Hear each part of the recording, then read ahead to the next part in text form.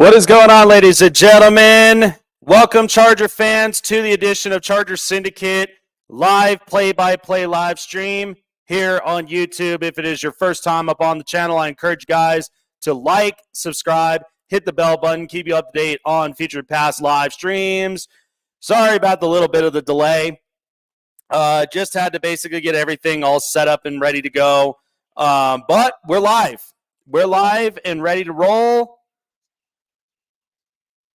And so right now the Chargers are up 6-0.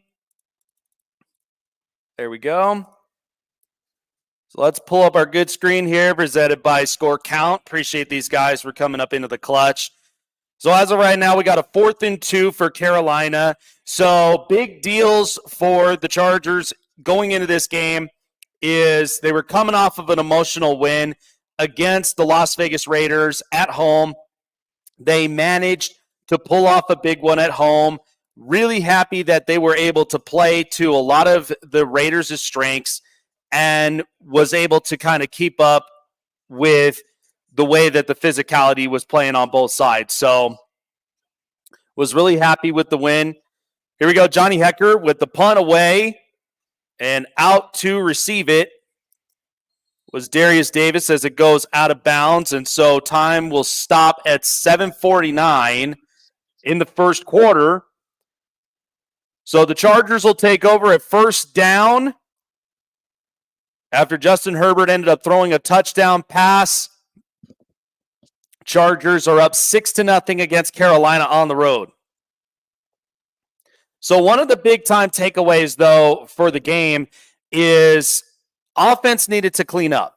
Offense definitely needed to start looking a lot better than what last week gave us. It certainly did look pretty stagnant from the start of it, but that's usually how it is up in week one.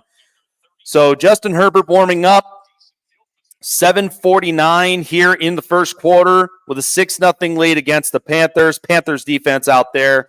Shaq Thompson and company. No Derek Brown on the defensive line, which is a good thing for the Chargers. So this team, ultimately the takeaways from last night that we had on our stream is offense needs to clean up, false starts and holding penalties need to get cleaned up. But at the same time, our defense, the corners and the safeties have to continue to play shutdown man-to-man coverage. 1st and 10 for the Chargers. I form for Herbert, motion moving to the left. And here we go, play action. Herbert trying to look to throw. Pressure coming in from Jadeveon Clowney, and he throws, and it is intercepted. And it is intercepted by J.C. Horn. However, there is a flag on the play, and we will find out where that's coming from and where that'll stand for the Chargers.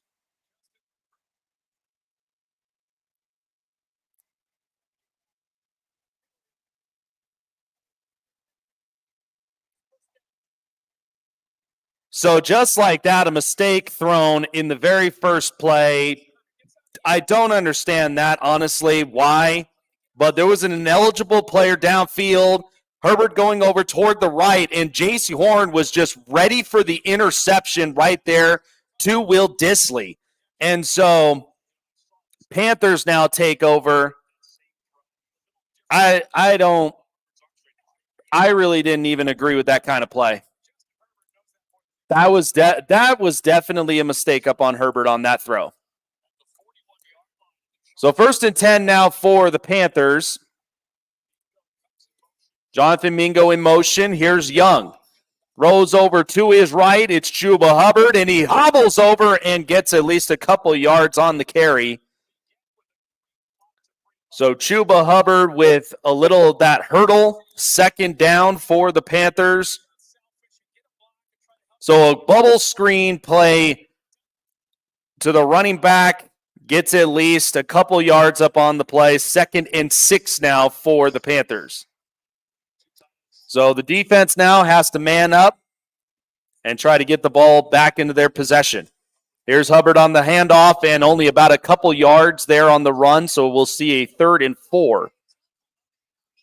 So, yeah, I do not understand that play in particular. Dude, that was is just crazy. Steven Land, bolt up. What's going on? Appreciate it. Yeah, let's get the likes up. Smash the likes, guys. Smash the shares. We are on the road to 1K. We are only 9 subscribers away from 500 here on the Chargers Syndicate page. So let's get there. 3rd and 5. Bryce Young in the pocket. It is collapsing quickly.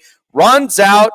Gets out of danger. And now he is brought down hard by Denzel Perryman. So he comes away with a sack. What a job. So the Chargers now force a 3-and-out again on the Carolina Panthers, and Denzel Perryman awarded with the sack. So Bryce Young, what a play, though. He was able to move out of the pocket as it was collapsing, but nobody there downfield. As you saw, Xavier Legette was throwing his hand up, but had coverage right up in front of him, could not get it done. So now they got to end up punting the ball out. Chargers to receive it, but hopefully this time the Chargers can make a better drive than what we got in the previous outing with Justin Herbert on the interception. So 4th and 12 now for the Panthers. Johnny Hekker to punt this away. And time has expired, but there is a timeout that's called. Nope, delay a game.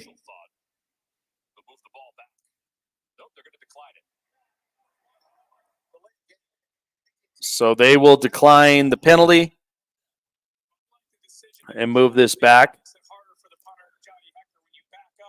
So 5:20 left on the first quarter. Darius Davis to receive the punt.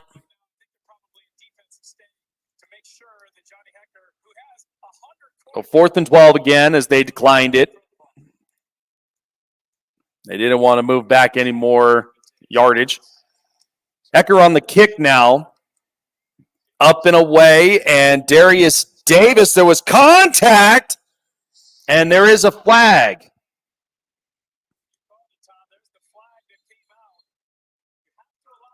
So we'll see what happened here up on this play, but there was an initial signal for fair catch, but then there was additional contact that involved Darius Davis, and so we shall see what the call stands up from here.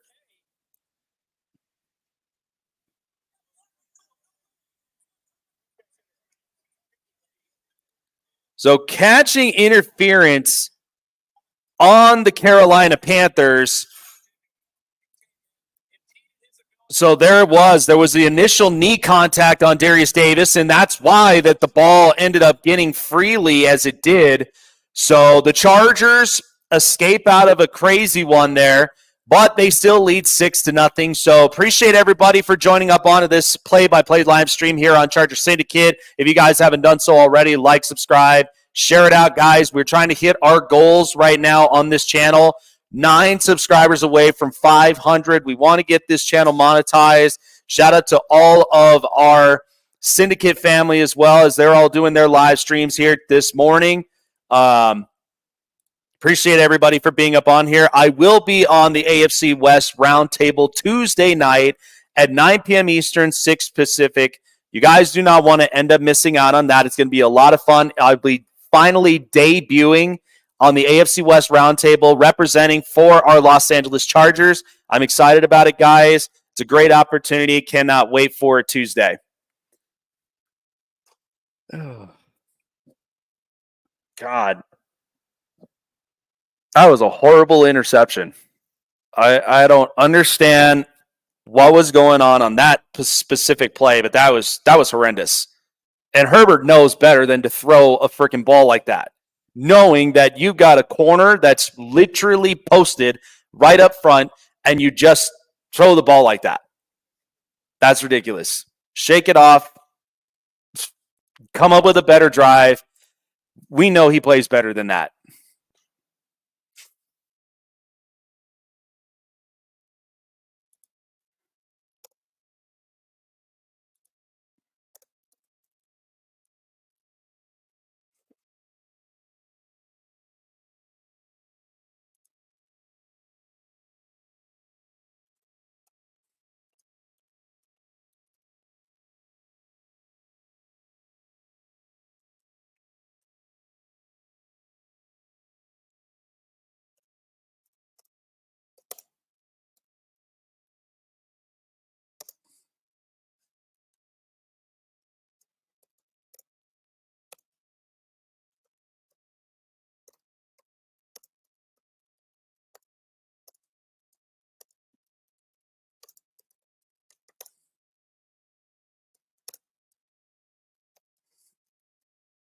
All right, so back up 1st and 10. And a run play from Gus Edwards, only getting about a couple yards up on the ground. It'll be 2nd and 10. 2nd down.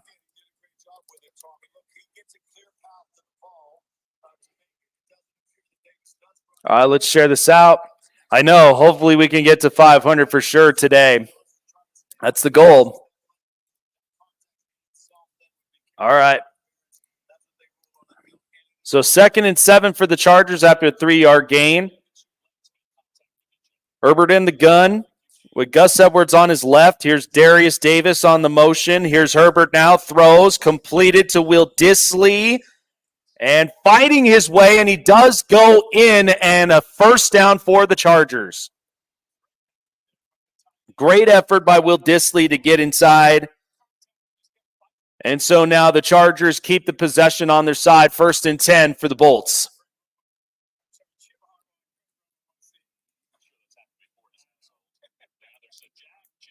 So 27 yards on the ground, 50 passing yards. This is why that I kept saying that the passing game needs to start opening up for the Chargers initially.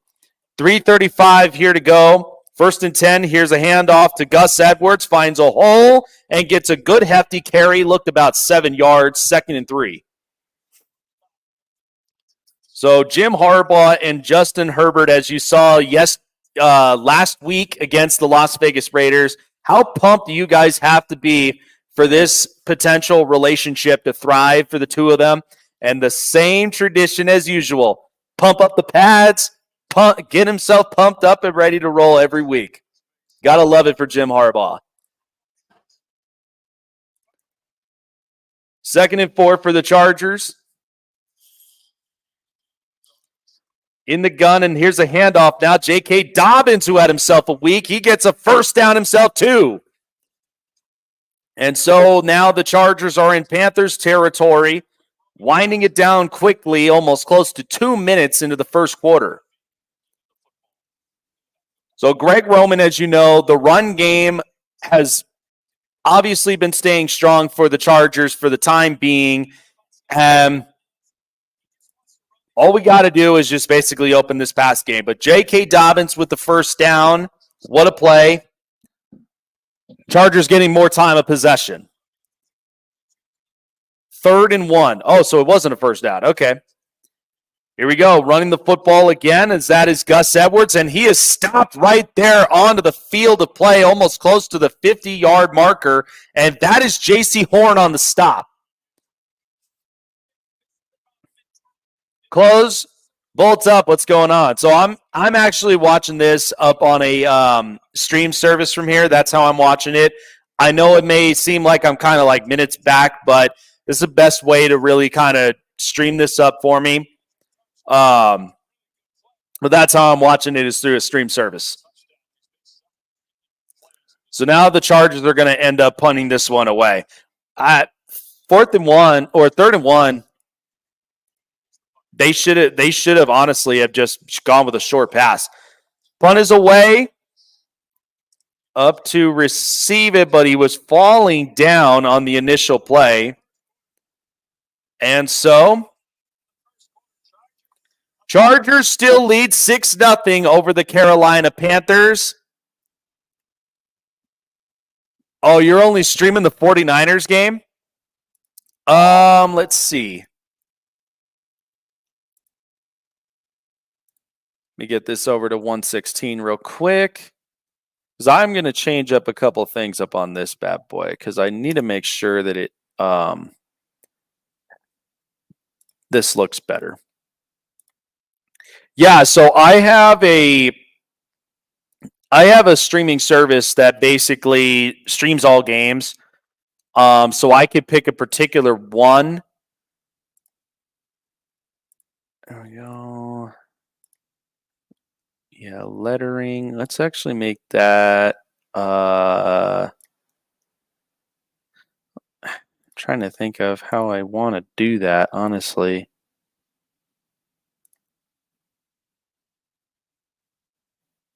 Because the lettering up in white, I don't like it. Let's see. We got that.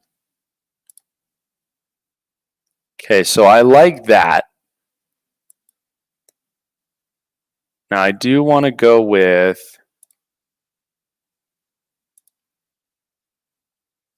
this. That's not going to do me any good. Okay. So Panthers will get possession here in this game. 1:16 left to go into the first quarter. It's an app. It's called Dolo app. So if you go on to if you have an Apple phone, you can go, or an Android, you can go on to the App Store. It's called the Dolo app.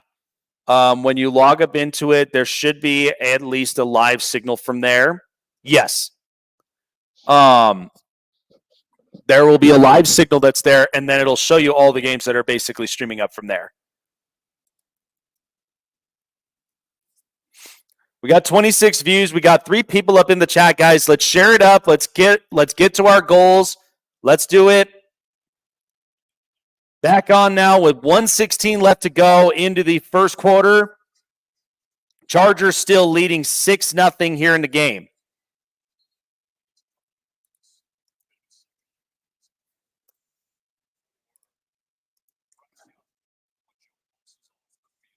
So second down now for the Panthers as they have time of possession on their side. 2nd and 8. For Bryce Young, and like we mentioned about with the offensive line, I mean, there was a bunch of injury reports that were up on there that the offensive line looked to have been a little bit shaky, but especially with this pass rush that the Chargers have, is going to be dangerous to really kind of contain, especially after what last week gave us. So here we go, another run play for, looked like Miles Sanders on the run. So 3rd down. As seconds are winding down, here comes Joey Bosa now as he was up and on the sideline. He'll be coming out, but this will be pretty much the wrap-up of the first quarter from here. So 3rd and 4 as we're going to wind this down. And the first quarter comes to an end. So as the box score states, Chargers up 6-0 against the Carolina Panthers. So that is the initial start for them.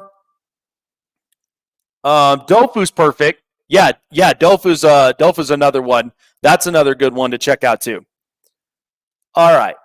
So we've restarted from there. Let's get 15 minutes on this bad boy now. There we go. Go into the second quarter. Here we go. All right. Bring this down. So, yeah, Dofu app is another one that's a good one, too. I think they're just about the same, similar one. Because you should see on the app, it's like the picture of like a football player. That's the streaming app that I use up from there. So first quarter play, guys, what did you guys end up thinking about that? Because honestly, I felt like that was real slow. Once again, just like last week, slow up on offense. Justin Herbert initially, a touchdown and an interception. Like that last throw that he threw that was a pick was kind of a bonehead play. So already so far, Justin Herbert is 4 of 6, 50 yards, 8 yards a play, 1 touchdown, 1 interception, and a 92 rating. Bryce Young right now, 1 of 2. Only 2 yards, has 4 yards up on him, but 1 of 7 when it comes to sacks. So he's had a lot of pressure up on him, and the Carolina Panthers, I just feel so bad for Bryce Young. He's just getting his ass kicked. Cameron Dicker, by the way, missed an extra point earlier, so you don't usually see that a whole lot. Couple of guys getting involved. Christian Fulton with a pass deflection, tackles for a loss. Denzel Perryman already with 2 tackles, 2 solos, 1 sack, and 1 tackle for a loss. So Denzel Perryman really showing up here today. Absolutely love it. We have 38 views right now as we're getting ready to start the second quarter. If you guys are just tuning in and joining us, follow, subscribe, hit the bell button, keep you up to date on future and past live streams, and also share it out, guys, because we gotta show off the high voltage in the chat today. So let's do it. All right, 3rd and 4. And Miles Sanders with the catch, but he will be down, and so it'll be 4th down for the Panthers again. So the Chargers defense are, in fact, forcing a lot of those 3-and-outs. So it's good to see that the defense is playing a lot better. The defense is playing really, really good, but the offense is still looking stagnant. So they got to fix it. So punt away. Davis to grab it, and he's going to run off with it, shakes off a few tackles, and he gets right into the neutral field and into Panthers territory at the 48. So a good run from Darius Davis, and now it is 1st down for the Chargers.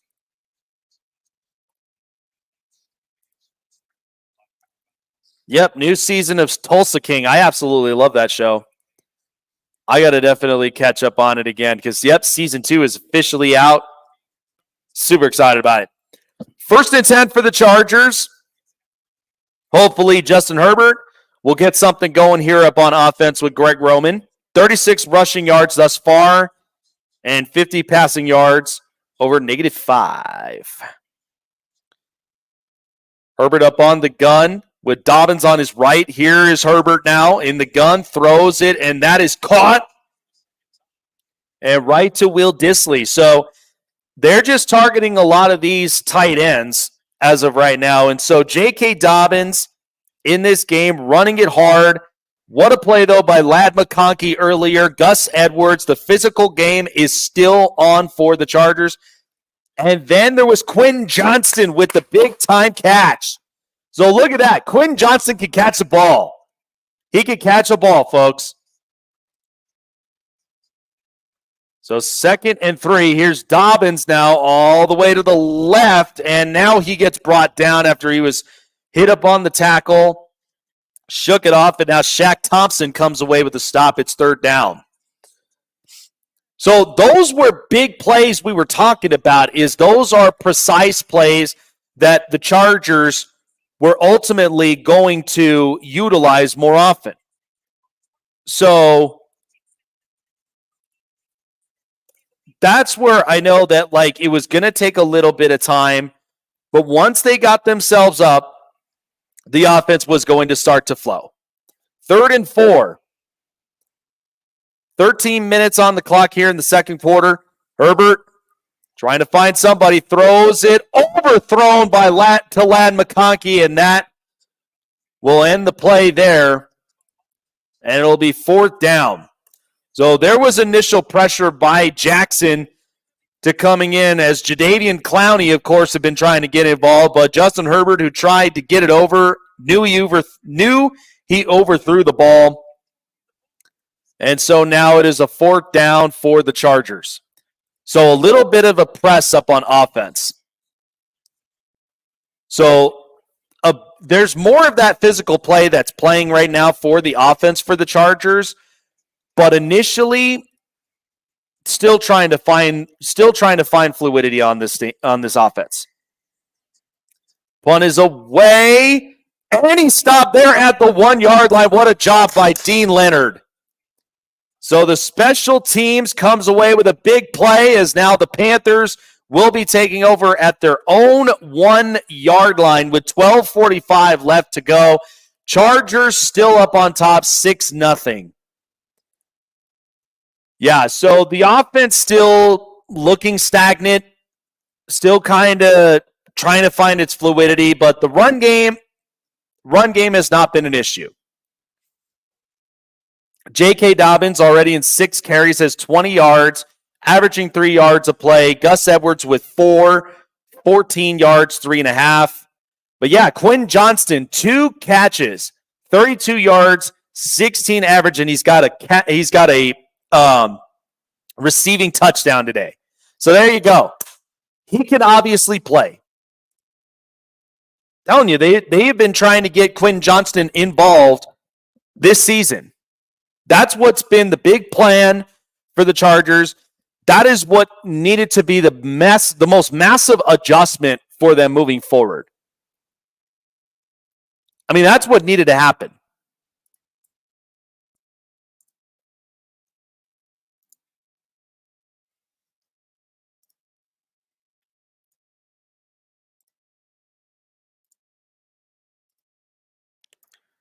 We're going to try to see if we can get more people in here.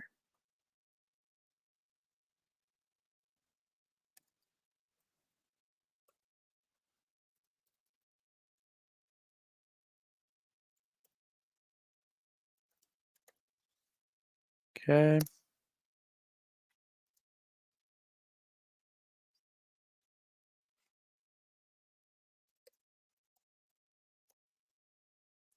There we go.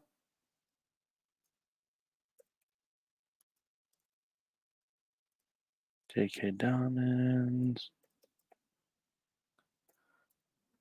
Jim Harbaugh.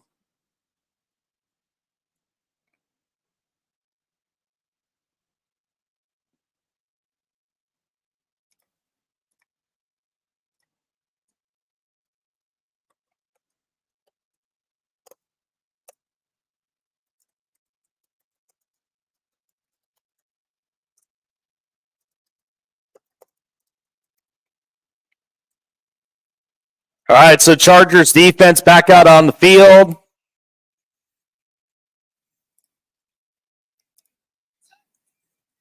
First and 10 for the Panthers.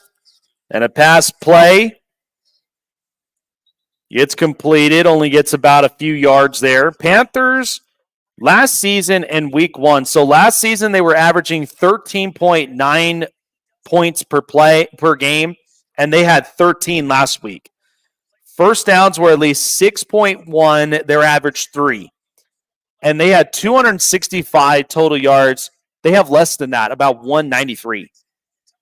So as of right now, the ball control, Chargers are killing the time of possession, 11 minutes of time of possession over the Panthers.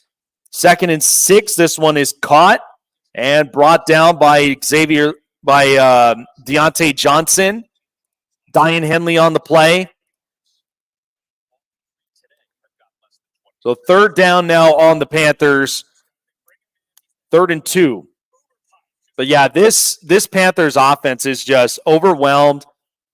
They're not getting at least any of the passes, like at least any of Bryce Young's potential out there. 4 of 5 with 10 yards on the in the air. 3rd and 2 for Carolina.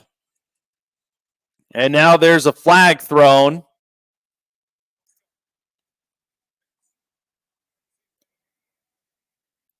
So a false start. That's on Jatavian Sanders, the tight end.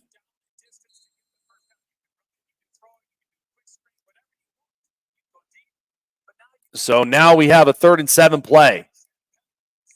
47 views, guys. Let's keep going. Let's keep getting it up. 3rd and 7 for the Carolina Panthers.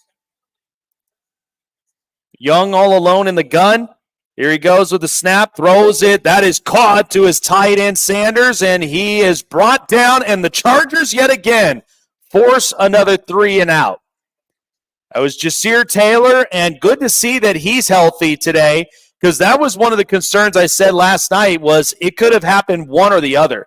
So, Bolt up, Thunderbolts. What's going on? Oh, you're up at work? Well, hey, I'm glad to be presenting you the live stream game, man. Appreciate you for tuning on in. If you can, like, subscribe, share it out. Let's get more Charger fans up in the chat. We are trying to meet our goals here this season. 4th and 5, punt is away. Darius Davis tries to go get it, but it goes out of bounds. And the Chargers will take over 10-17 in the 2nd quarter. Chargers offense take over. Yeah, this defense has been playing lights out once again, back-to-back weeks. Absolutely love what I saw from just the Chargers defense in just 2 weeks already. They're already making a huge impact. Once again, another 3 and out. So the Chargers defense has been doing a tremendous job with what they needed to do from there. So Diane Henley already getting involved, 4 tackles, 2 of them solos. Denzel Perryman already with 3, 1 sack and 1 tackle for a loss and a quarterback hit. Christian Fulton, 1 tackle, 1 for a tackle for a loss, and 1 pass defended. So these guys they haven't taken their foot off the gas pedal when it comes to the defensive side of the ball. So I'm really happy for that. That was initially what was the outlook for this game, is because they did not need to keep their foot off the gas pedal. That's what needed to happen. So the team now staying strong on defense, but the offense needs to get going outside of the run.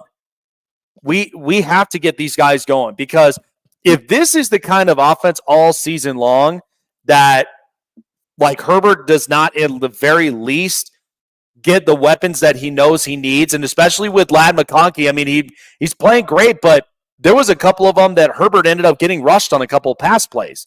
So this passing offense needs to get involved. Hang on, guys. Going to grab it.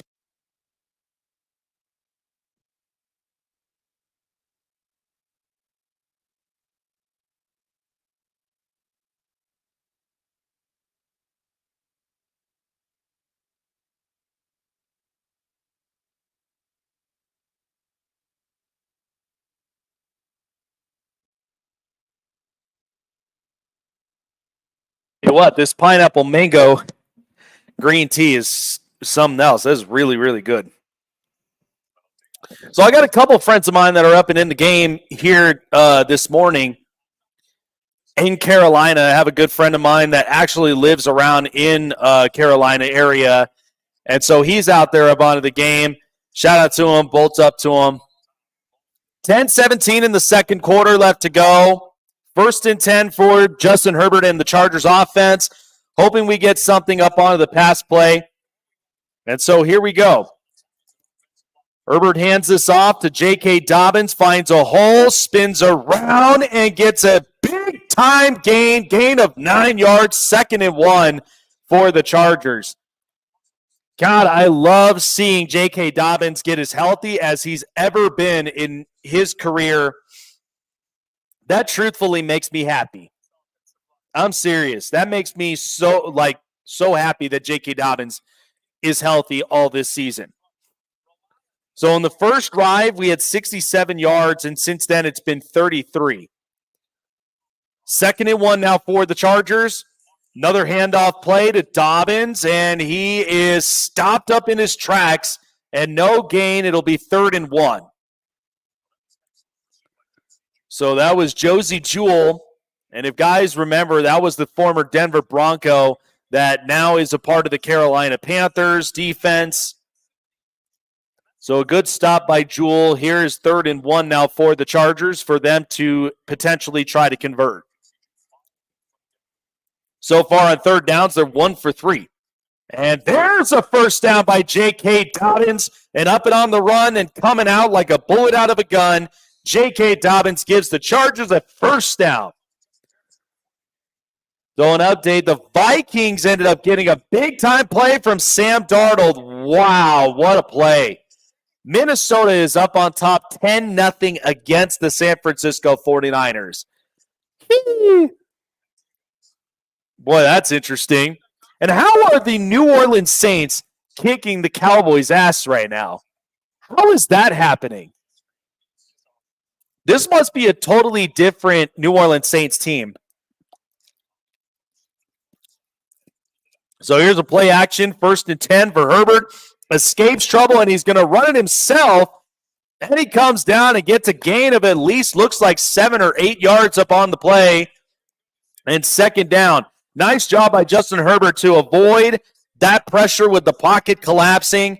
tries to find a spot, and Jewell comes down with Herbert on that play. But the Chargers do end up moving the chains on that drive. So 2nd and 2. Yep, gain of 8 yards. So nice job from Herbert to utilize his feet. Here's a Hero Ivero. I like him as a defensive coordinator. The guy is really, really good. Gus Edwards busting through. First down, Chargers.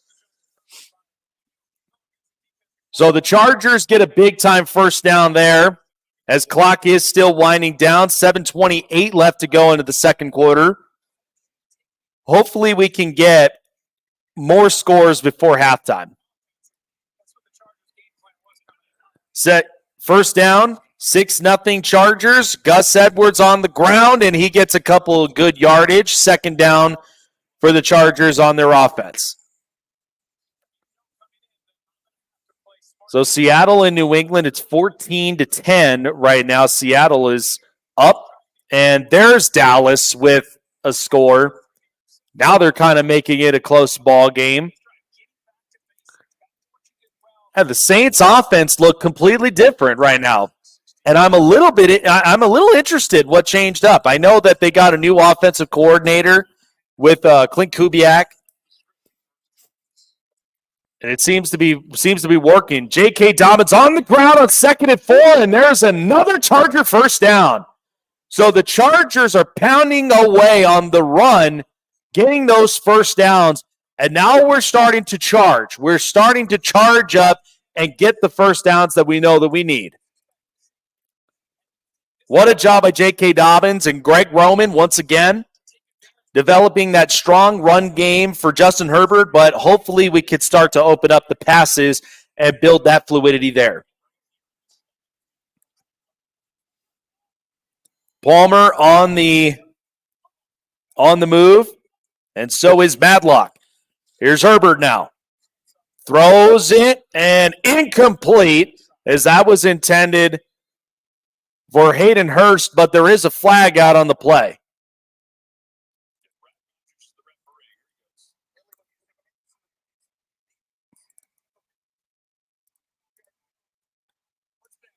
Well, there you go. Illegal hands to the face there from the Panthers on DJ Johnson, the outside linebacker.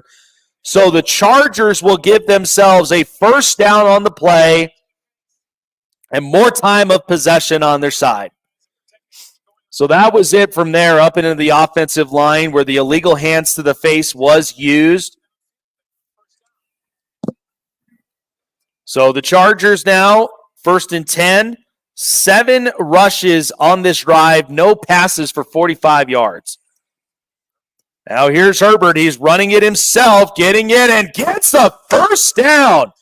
So we see Herbert running the football now, and the Chargers get a charging first down. We're on 1st and goal territory, so let's go. Let's pound the red zone here in the game, guys. What a play. So, yep, Justin Herbert getting more involved up on the rushes. What a job. So 5:10 left to go into the second quarter. 1st and goal. Here's Gus Edwards now on the run. Gets a couple yards. It'll be 2nd and goal. So he gets up to the 5. And we'll see what the Chargers offense has in store here on this next play during the drive. So Justin Herbert already with 2 carries for 21 yards. So they're getting him involved in the run game too. All right, Quinn Johnston checking in with Josh Palmer.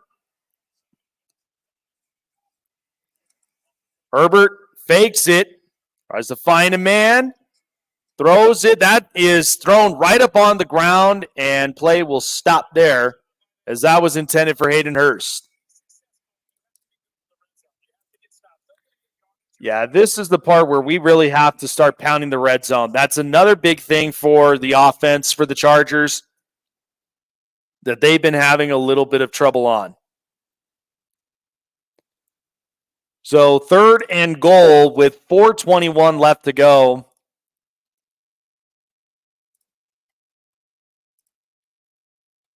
Here we go.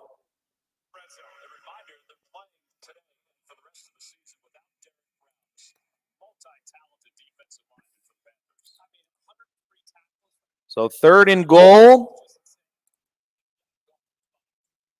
Herbert in the gun with Dobbins on his left. Hurst on the shift. Herbert fakes it. Throws it, and it is caught all alone. Touchdown, Chargers. And Quentin Johnston with his 2nd receiving touchdown of the day. Get a good look at that. Quentin Johnston, it's clear he can catch. It is clear that he can score. It is clear he could play in this league. Staley did an absolute horrific job with his build. This is a new Quentin Johnston this year. What a job. Chargers end up scoring here. Big red zone play. And now Cameron Dicker, he does make the field goal, the extra point this time. So the Chargers with a 2nd passing touchdown from Justin Herbert to Quentin Johnston. And the Chargers are up and on top 13-0. 4:16 left to go. Let's go. Let's go, guys. Let's go. Let's bolt it up in the chat, guys. Wow. Quentin Johnston, what a day. 2 receiving touchdowns today. What a job. That's what I'm talking about.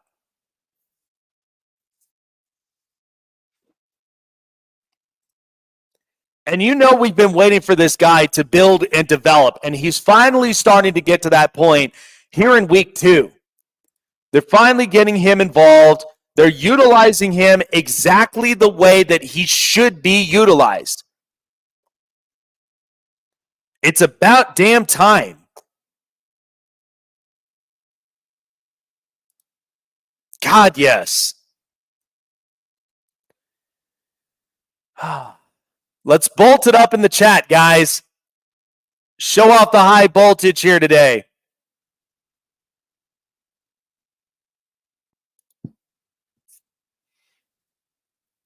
Man, we definitely got something cooking today.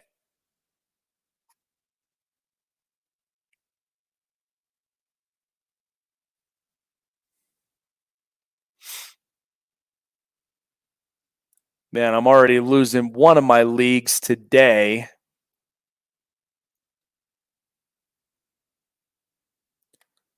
Check my other one. ESPN Fantasy. Let me see. All right, let's see here. Got to log into mine.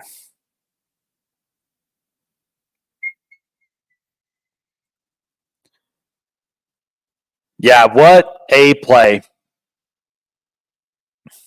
What a play.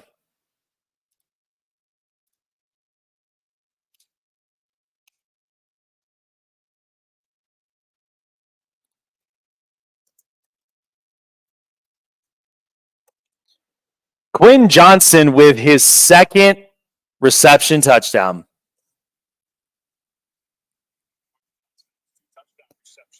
People have been clowning on this dude. Many people on the outside have been clowning this dude. I'm not one to give up on the product. I refuse. I just wanted to see how this coaching staff could initially help him to build. And we're finally seeing it. So Dave Canales, he bounced around. Carson High School head coach, strength and video assistant at USC. Went to Seattle as a quarterbacks coach in his final season with the team. Went to the Tampa Bay Buccaneers as their offensive coordinator. Reached to the divisional round. And is now in Carolina Panthers head coach. 17 minutes time of possession for the Chargers, and they got 29 offensive plays out of that. So Panthers now on 1st down. Bryce Young under center. Here's a run from Chuba Hubbard, and he gets a first down now for the Panthers. And so Hubbard now is running the football pretty hard. So this was kind of the physical game that I think that the Carolina Panthers really wanted to run up. They wanted to run the football efficiently. They're doing just that. Good blocks, providing up open holes for the Panthers. And so Chuba Hubbard moving up onto the chains. 1st and 10 for the Panthers. 11 first downs for the Chargers, and that's the first down now for the Panthers. Young now back to pass, and intercepted.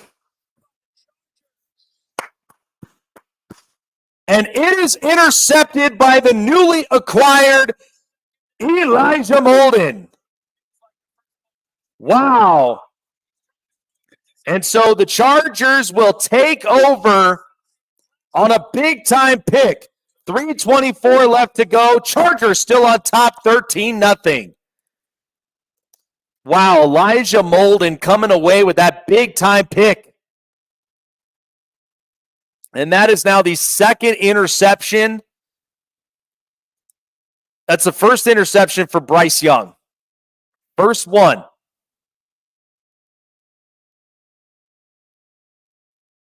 Give that up for Elijah Molden getting involved.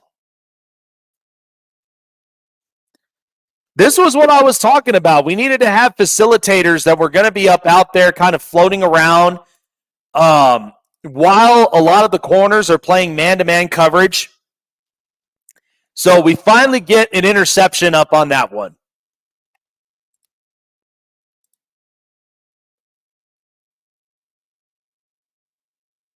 Man, big-time takeaway.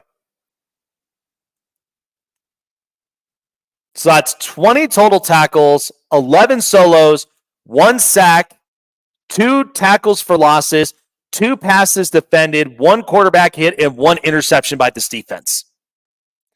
Are you guys not entertained by this? Because I certainly am. I am beyond hyped. This is the kind of defense that we wanted. Bolt up, Jim. What's going on? Bryce Young, MVP for the Chargers. Yeah, no kidding, right? Yep, so Bryce Young throwing that first interception to Elijah Molden. This is why I loved it, that Molden is getting involved. And I loved it when we picked up Elijah Molden, because at least with him and Christian Fulton, with the amount of familiarity from the Tennessee days, this kid plays really good football. Like, the kid's really good at his position. So,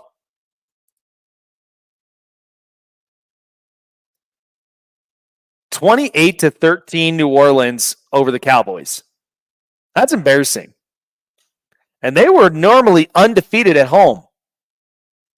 This is what pissed me off, though, too. And I should have known better. Because Quentin Johnston in my one league, he's on the bench.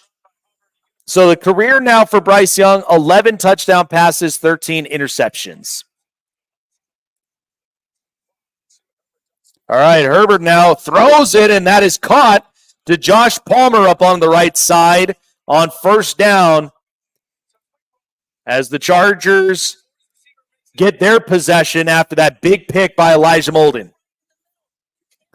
So, yeah, that one was smack dab in the middle, and Elijah Molden was just watching that ball go right through. What a big mistake from Bryce Young throwing that thing right up into the middle. So I'm like, I feel bad. I just feel bad for Bryce Young like this. Shift for Davis. Here's Herbert now. He's going to hand it off to Gus Edwards. Shakes off a tackle and is just inches short for the first down.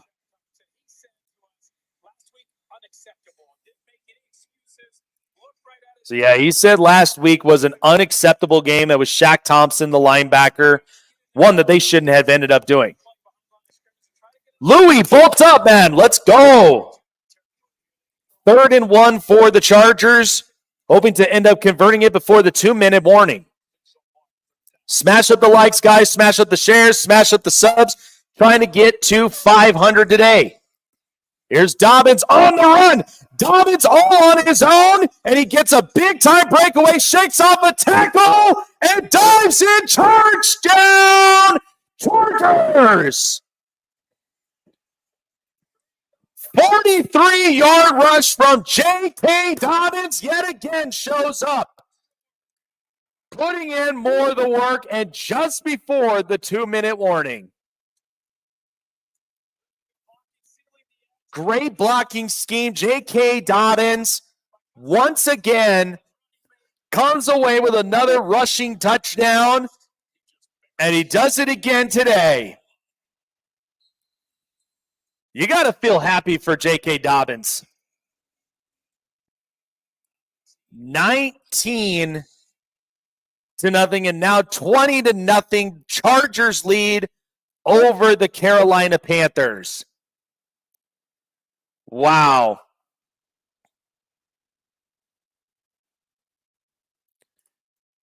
God, I love J.K. Dobbins.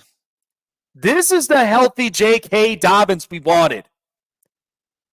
This is the look that we wanted for J.K. Dobbins.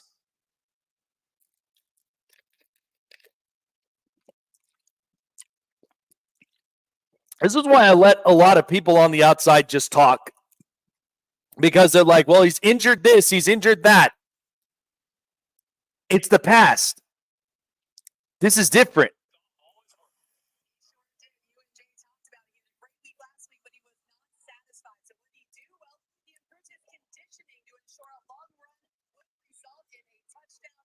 And the guy has been putting in the work. Like, that's the thing.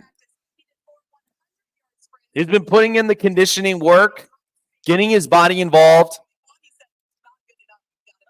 And so now here's a run.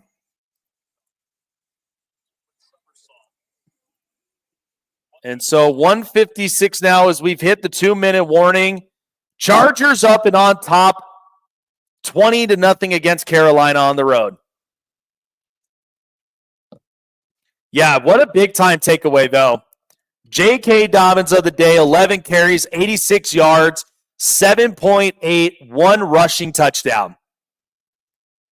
Totally different Chargers team than we're used to. Now, Justin Herbert, 7 of 11, 70 yards, 6.4 yards a play, 2 touchdowns, 1 interception, a rating of 83. So at this point, you got to give it credit. You got to give it credit. And I'm already getting right now. So I have a 2-quarterback, a super flex, and a flex league with 2 defenses and 1 kicker. So like I got the Chargers defense and it's already at 43 points. Right now, like Will Levis is kind of pissing me off. He's kind of pissing me off in my fantasy league. Let me look at a couple of scores here. So I have my one other fantasy league right now. And where is the matchup? So right now, I'm already winning this one big time. Jaden Daniels. Let's go to the other one. High voltage here. And right now, I'm at 82 points. Alvin Kamara is shredding it right now for me. 30.7 right now against the Cowboys. And I got J.K. Dobbins, 14.6. So look at that. The run game on this team is absolutely unstoppable today. And I'm at 74 points in my other one. Justin Jefferson with 20 points. Once again, J.K. Dobbins, 14.6. Jets defense already at 11. So I'm feeling happy today. Except for one. I got 2 other fantasy leagues, though, too. So, but I'm happy with at least a couple of them that I've seen thus far. So the brown bags are out for the Carolina Panthers. And so here we go. Minute and 58 left to go into the second quarter, almost close to halftime. And here's a run for Chuba Hubbard, and he gets at least 8 yards on the play. 2nd and 2. Junior Colson now is going into the locker room, and we're going to find out what's going on up from there. Hubbard on the run and a first down for the Carolina Panthers. So once again, the run game has been efficient for the Carolina Panthers thus far. Chuba Hubbard, 6 carries, 33 yards. So here we go, 1st and 10 for the Panthers as they are hurrying up the offense.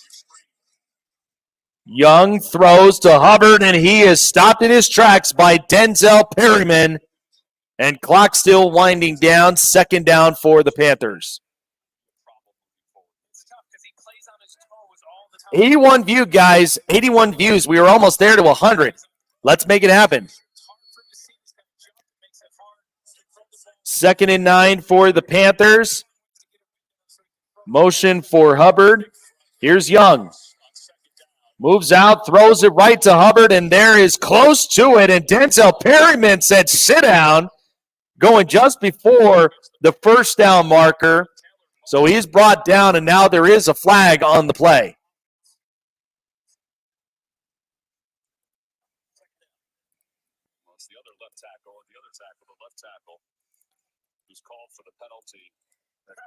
So a holding call on Carolina because it was close up on it. Now it's 2nd and 19. Ouch. Oh, damn it. It's messing me up now. So Carolina will get the football in the second half here. 2nd and 19 for the Panthers as Young's in the gun. Young throws. That's caught to Deontay Johnson. And just a few yards up onto the play. 33 seconds left to go now. 3rd and 15. And there's a timeout by Carolina. Or by the Chargers.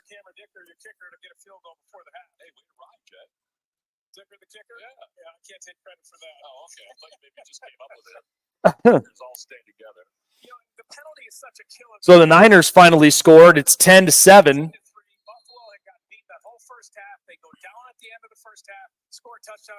Panthers 3rd and 15 with 33 seconds left to go into the final of the first half.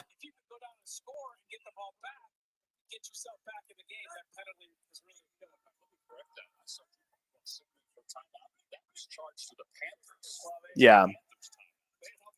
That's what I was saying. Here's Young now, throws. That's caught to Miles Sanders, and he's brought down. Yeah, now he's calling the timeout.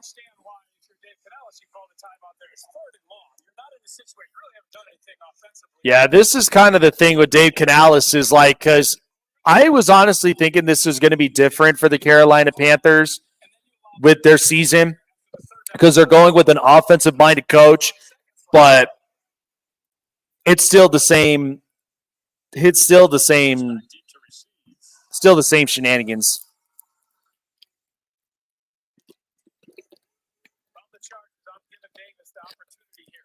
Both teams with 2 touchdowns left or 2 timeouts left. So now the Panthers will punt this one away.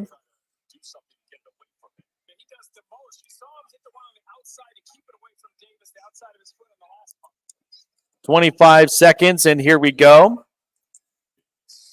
Davis there back to punt it, and then he signals it. And now the Panthers will have the Chargers there at the 1-yard line. So a great punt by Johnny Hecker. And now the Chargers will have to start on 15 seconds at their own 1-yard line.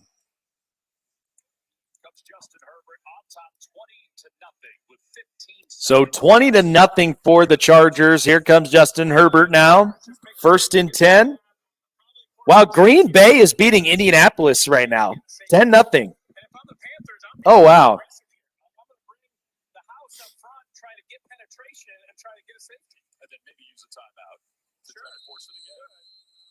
So 2 timeouts on both sides. Herbert is going to keep it himself with that quarterback rush. 9 seconds, 8 seconds. Carolina's just going to let it run down. So Carolina will let this one run down, and we will go right into halftime. So there we go, folks. Already halftime, and the Chargers have managed to put up 20 points. It was more than what they got last week against the Raiders. So we got a couple of takeaways to kind of show off here upon this game.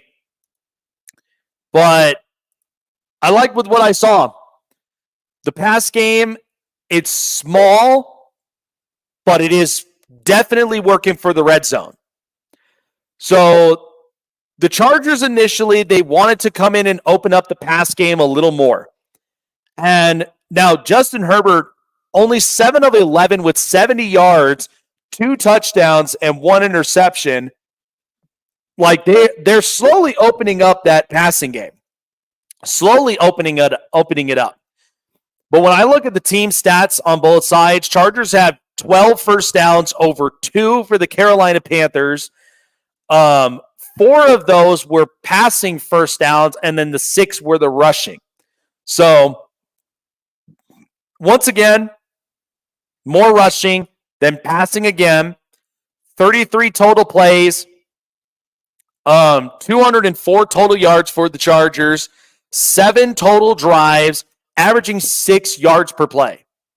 So 6.2. Rushing, once again, has looked really good. 134 rushing yards with 22 of those attempts. And they are once again rushing 6.1 yards. And the red zone, they're 1 of 1. So, and they've only come away with 1 penalty for 5 yards, 6 penalties for the Carolina Panthers for 55. So the Chargers are playing a much cleaner game. They still are showing the physical play. And the time of possession, 18 minutes, 47 seconds over 11 and 13. So, and the Chargers have only, the 2 teams have 1 turnover each on each side. They both have thrown an interception, which, like I said, one of them would kind of just seem like it was a bonehead throw for Justin Herbert, but it's working out perfectly for him. So, but let's talk about Quentin Johnston, though. 3 catches, 37 yards, 2 touchdown receptions. And the fact that I have him up and on my bench in my fantasy league just sucks. Really does. Because he's got more points than Michael Pittman, more like none of the other receivers, like even Mike Evans. He's got more points than Mike Evans. So that's the part that kind of sucks right now. So, but J.K. Dobbins has been running the football efficiently. Gus Edwards has also been playing as the big back as usual. But this was the task today. Get the pass more involved. Continue to run the football efficiently. Other thing is, too, is that Elijah Molden came in with a big-time interception, which was huge. So, with Elijah Molden playing that well on defense just only tells you a few things. Like, that was there was no better time to picking him up than then. Right from there. So, I'm happy that the fact that we picked him up. Really happy with it. The defense continues to play lights out as usual. And but the Chargers, we know, should not let off on the gas pedal. That's the only big thing.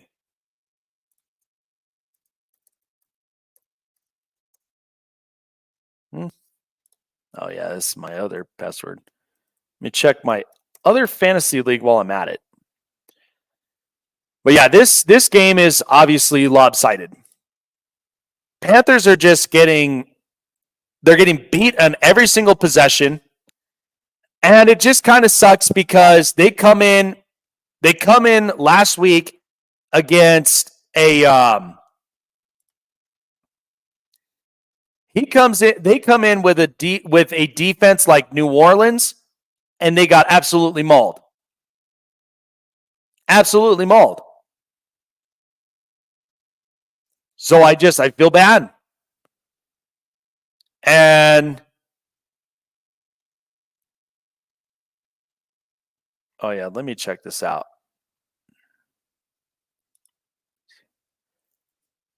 All right, so my team's looking good.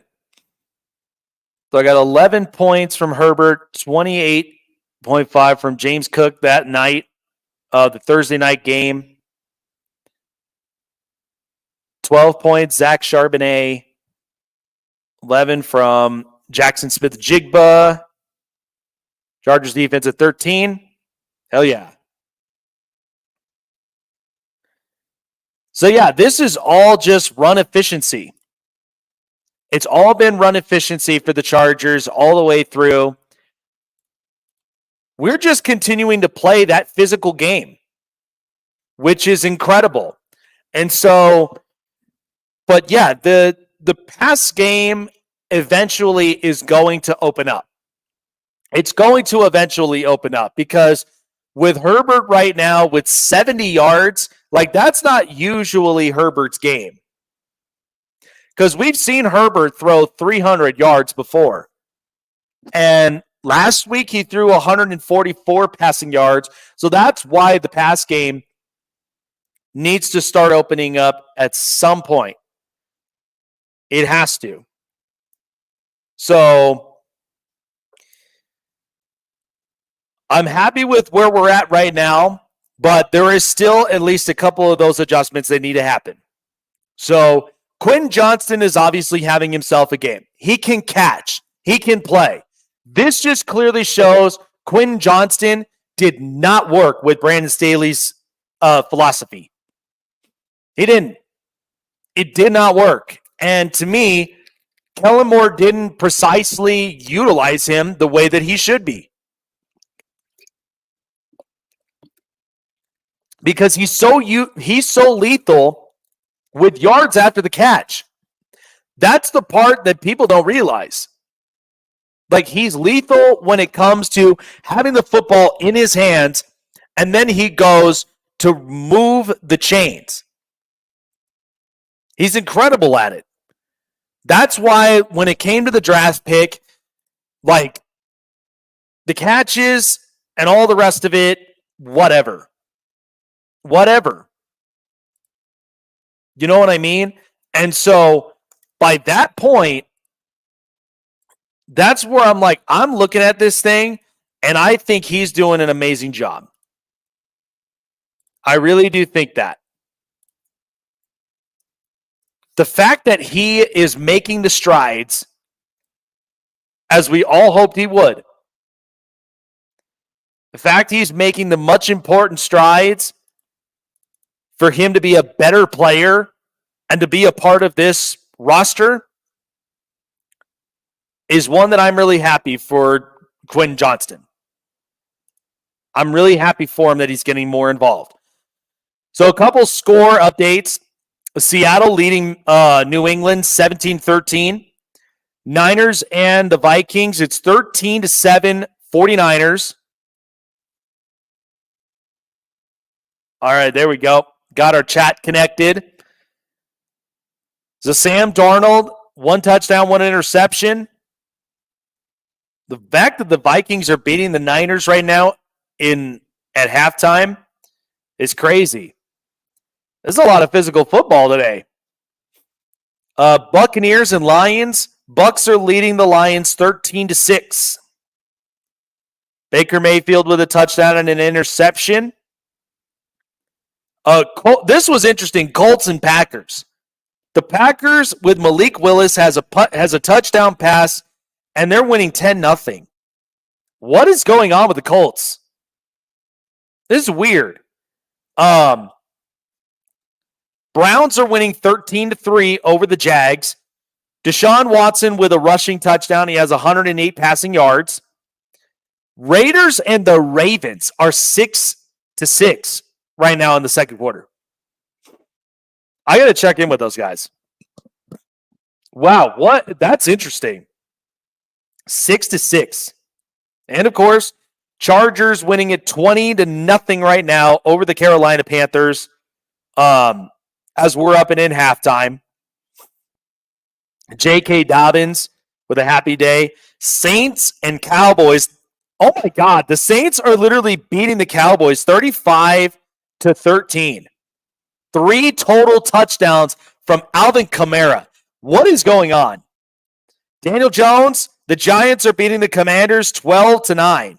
Malik Neighbors gets his touchdown catch. Finally happy for that. So the youngest to 6,000 receiving yards is Justin Jefferson at 25 years old. So he had that 97-yard receiving touchdown in that first half. This is a totally different year, guys. This is a totally different year for the NFL. There's more physical play. Offenses has not been as crazy and dynamic, which is what you would have thought of, right? You would have thought of we would have seen some flashy offense. But the run games are coming out, being efficient. But pass plays is one thing that I'm just really curious of. But Malik Willis has the Packers right now leading against the Colts. I don't know what's going on with Anthony Richardson. I'm glad I have him on my bench, though, because something's not right.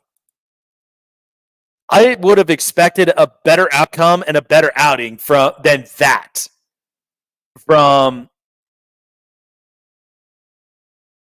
the Colts.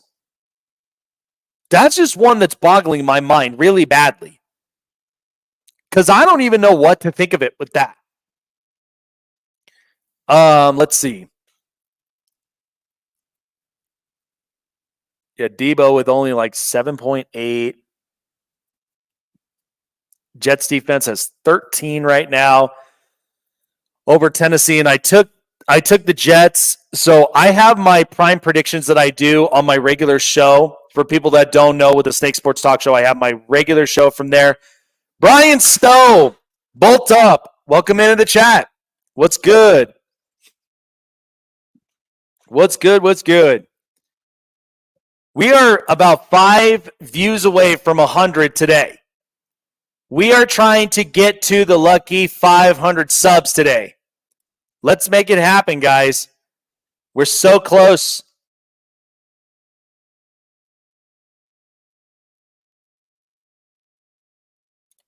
We're trying to make it happen. We're already 6 subscribers away from 500, guys. Come on, let's keep smashing the like. Let's keep smashing the shares, guys. And let's keep smashing the subs, because we are only 6 subscribers away from 500. Let's get there today, because that's victory on both sides. That's victory for you guys to getting this channel up at 500, and victory, of course, for the Chargers. So let's make it happen.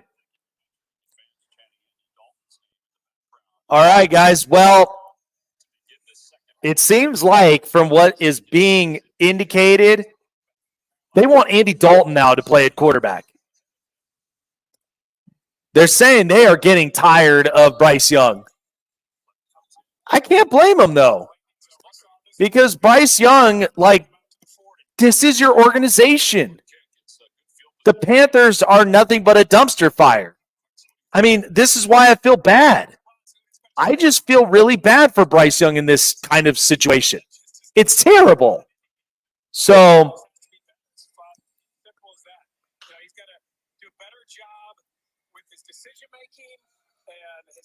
15 minutes now as we're about to start the third quarter. Second half underway. And the Panthers, here we go on 1st and 10. Chuba Hubbard in the backfield, a little motion. And a play fake. Bryce Young with a good throw as he gets the first down for the Panthers and runs right up out of bounds as that was Tremble on the catch. So the Panthers now get a first down and try to get something going.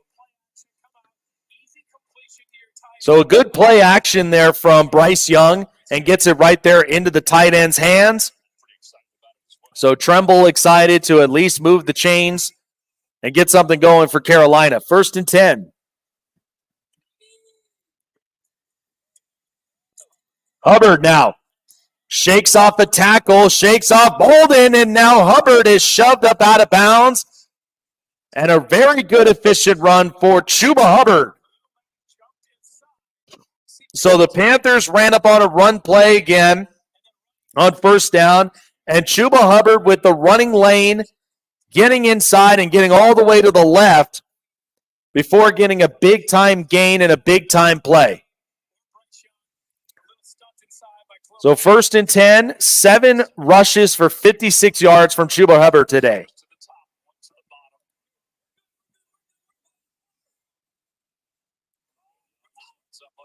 Here comes Young now. Hand off to Chuba Hubbard. And he will be brought down, gets at least a couple yards, maybe a gain of 4 to be 2nd and 6. So Otito Ibonia comes away with the tackle. So, yeah, this offense hasn't been able to really kind of get set to at least build some type of fluidity. So that's kind of been the problem right now for the Panthers. They haven't been able to figure that out. 2nd and 6. Here's a run from Hubbard, and he is brought down with at least a gain of 1 yard, and that is Bud Dupree on the stop, and now it is 3rd down for the Panthers.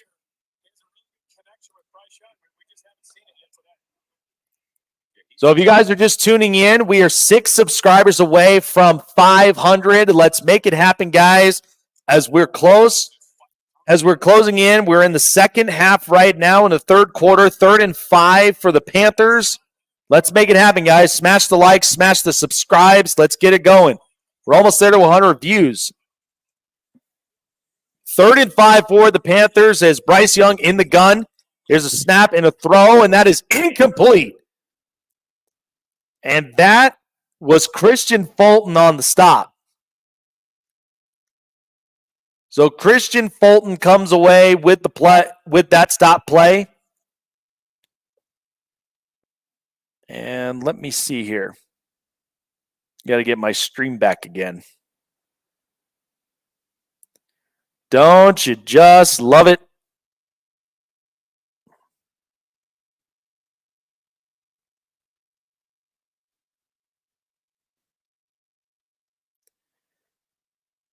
All right. Let's see if we can get this one here.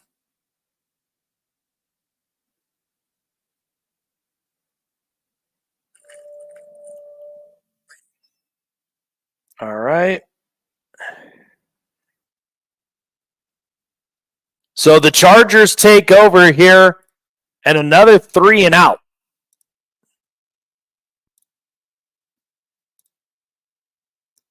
And the Carolina Panthers, they finally get their first points on the game.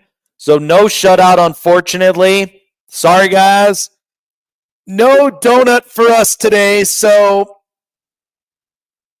the Panthers now have 3 points as they make the field goal. 12-18 left.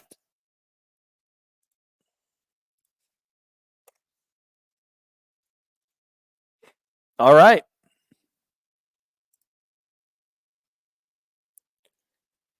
Yeah, so they started out the second half coming out of the gate where they got in a pass play, they got in a big-time run play. They've been trying to move the chains through, but the defense still continuing to make big-time stops. And so the Chargers only give up 3 points there. Nicely done.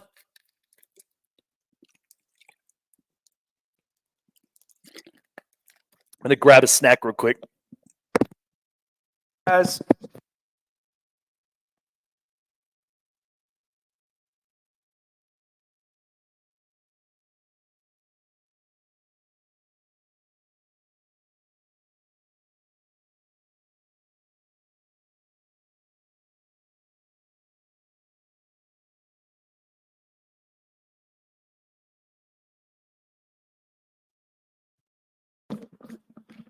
Jeez, I really got to go to the store today. Well, at least I'm back from vacation, so get a chance to go back, come back, go into the grocery store, get some stuff. Got at least some Texas Roadhouse peanuts. So that's something. Adam Thielen's looking pretty pissed off right now. And you can only imagine how that's really going. All right, so the Panthers will be kicking this off to the Chargers after making the field goal here earlier.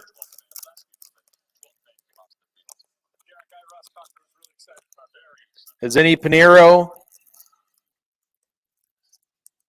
came away with that field goal? Kickoff goes into the end zone. And now there's a flag.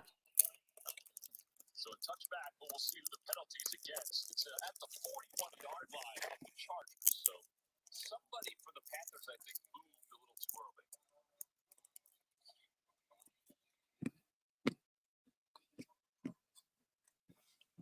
Brad Rogers, the referee, and he'll explain it to us. Then Jay will explain. So somebody ended up moving on the Panthers' end. All right. Well, legal formation. It is a point of emphasis. Well, he can't move across. You have to wait until. So it was an illegal formation on the Panthers, and there was the step. So there's that first one with that new kickoff rule. 1st and 10 for the Chargers. And here's a handoff now to J.K. Dobbins. He busts through free and a first down for the Chargers. J.K. Dobbins not losing a step at all. So continuing to chug along and moving the chains on the ground.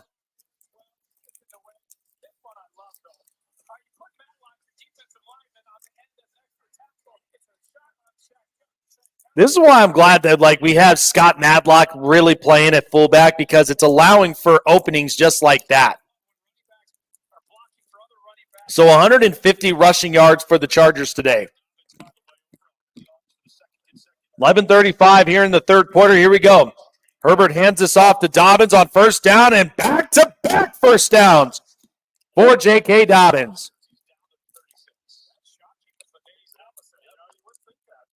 13 rushes, 115 yards, and a rushing touchdown.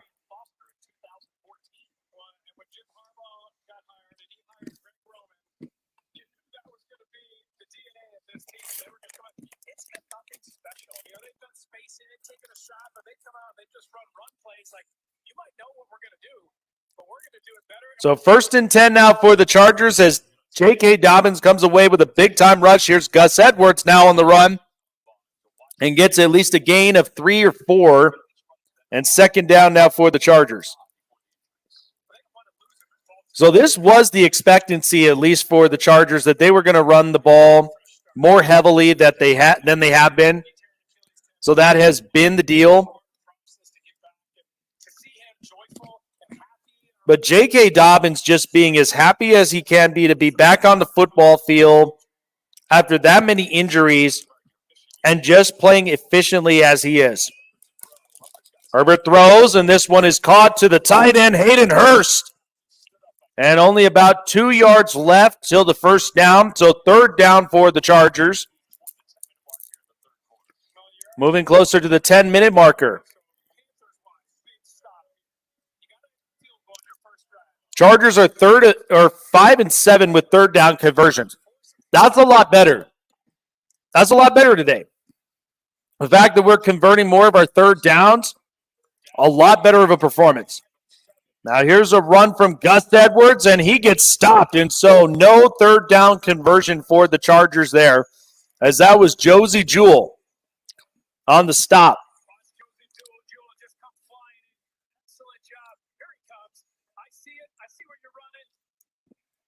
So Josie Jewell, he smelt that one coming in.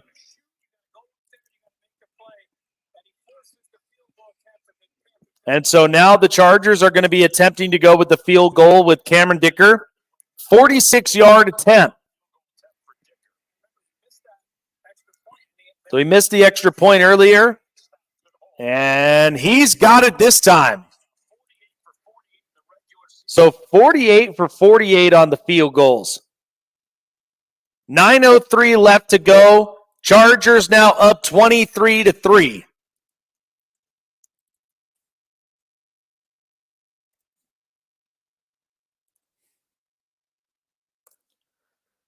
All right.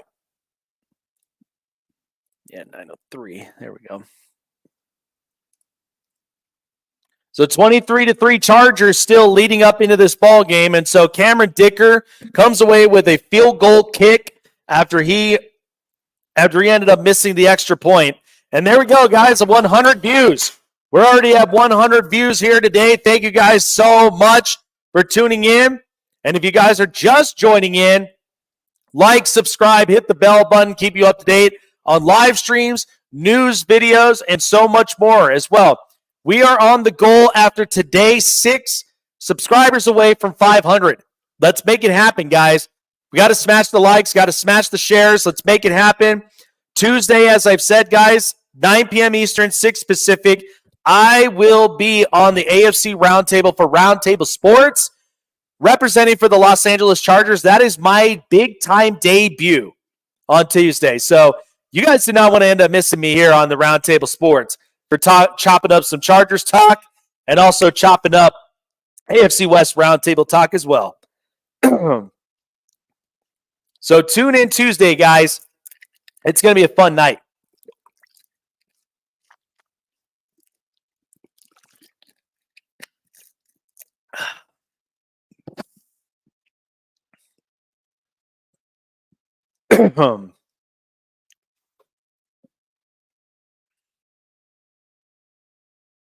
Oh, here, let me go get some chips, actually.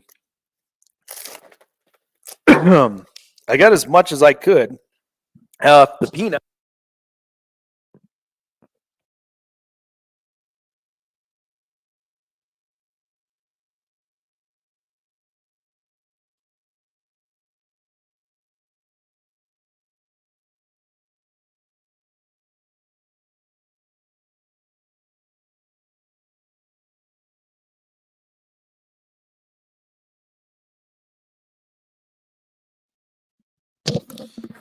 Oh, look at that.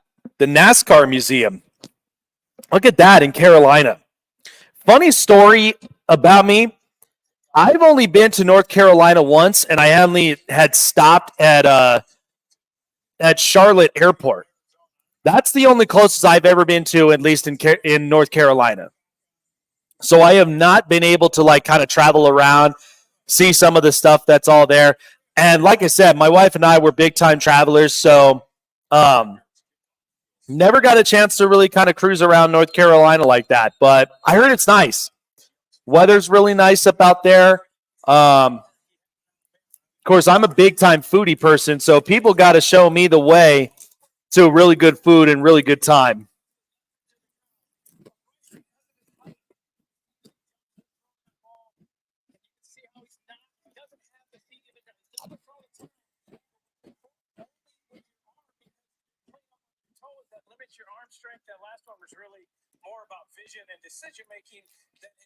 I'm going to check about some of my guys. All right, 1st and 10 now for the Carolina Panthers. Bryce Young and company trying to get something rolling here after they have been shut down. I got to work the stream again.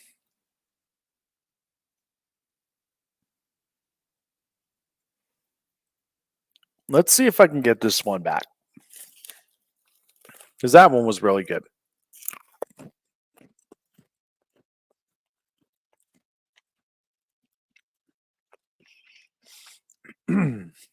No, I don't want that. Thank you.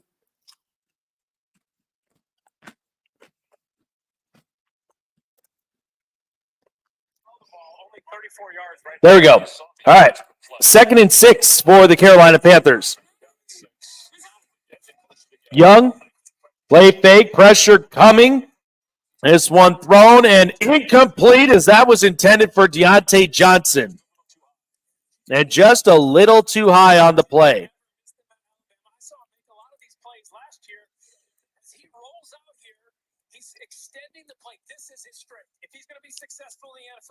So that's what's crazy about it. It's like he rolls out and he extends a lot of plays, but he's not connecting on like either one of these throws. So that's what's kind of the biggest frustration right now for the Panthers. 3rd and 6. 3rd and 5 for the 3rd down passing. 3rd and 6.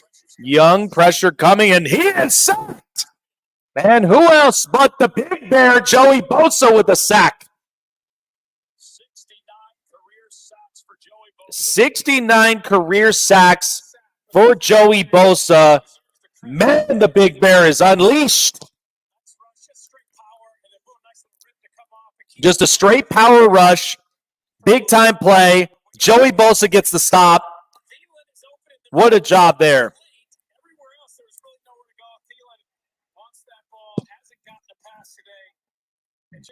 Oh, yeah, there's Rio there.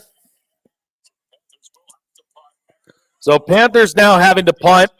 4th and 15. And there's a fair catch on Darius Davis. 7:31 left to go here into the game. 23-3, Chargers still lead.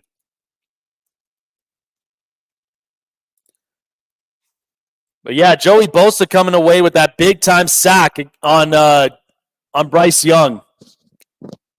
Bryce was trying to roll out, couldn't find anybody there up onto the field, and gets sacked yet again. So, yeah, Bryce Young, it's not looking good for him. This really isn't. And it just kind of, like I said, it just makes you feel sad for Bryce Young that the fact that, like, we all have hoped that he would succeed in this league, but it hasn't happened. And you know what's kind of crazy about this is that I just feel like he's having Justin Fields is clearly playing better than Bryce Young. Clearly. But the thing about it is that I would have thought Bryce Young would have played a lot better. I really thought he would have played better than this. Unfortunately, it hasn't lived up to that expectation. And I feel bad for the kid. I really do. But there's parts of it that you have to play better. You have to play better. And a lot of the strengths, though, too, like I said, a lot of his strengths is he rolls up out the pocket. He goes and tries to open up space. But yet he's not able to convert on either of those plays either. Which is the crazy part. And that's the thing that I think a lot of people aren't necessarily realizing.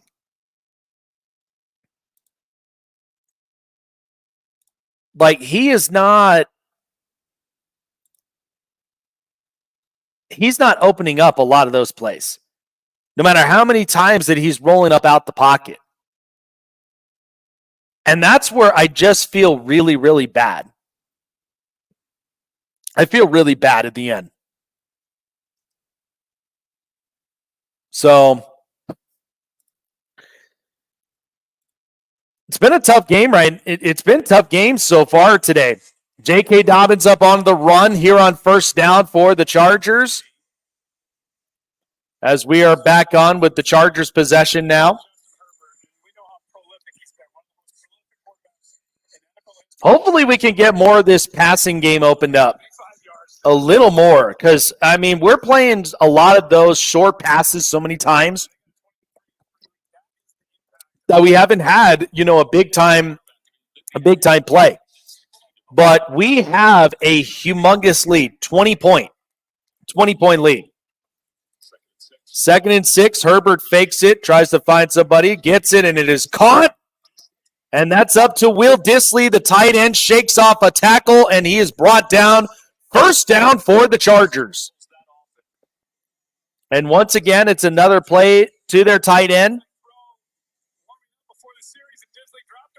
So Will Dissly came down, got the catch, and ends up getting more yards after the play. It was stuffed down by Jadeveon Clowney, and then after that, Dissly got open. So gain of 15 yards. Justin Herbert, 9 of 13, 90 yards, 2 touchdowns, and 1 interception today. 1st and 10, McConkey in motion. Has Edwards on his right. Here's a quick play now to Josh Palmer, and utilizes the legs, and he might have snuck in.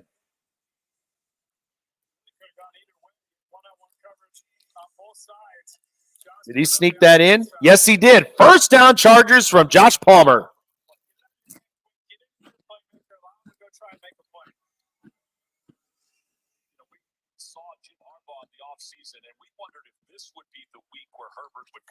So Chargers, 16 first downs over 4 to the Carolina Panthers. Now a handoff to Gus Edwards as he busts through, gets at least a gain of 6, and it'll be 2nd and 4. Chargers with a comfortable lead up, and not to mention comfortable time of possession as well. 25 minutes and 20 seconds of time of possession. Chargers have been dominating in that. So great play schemes there from Greg Roman with the run game. Here we go, 2nd and 6. Edwards now on the run again, and he's going to get at least a gain of maybe 2 yards there. It'll be 3rd and 4.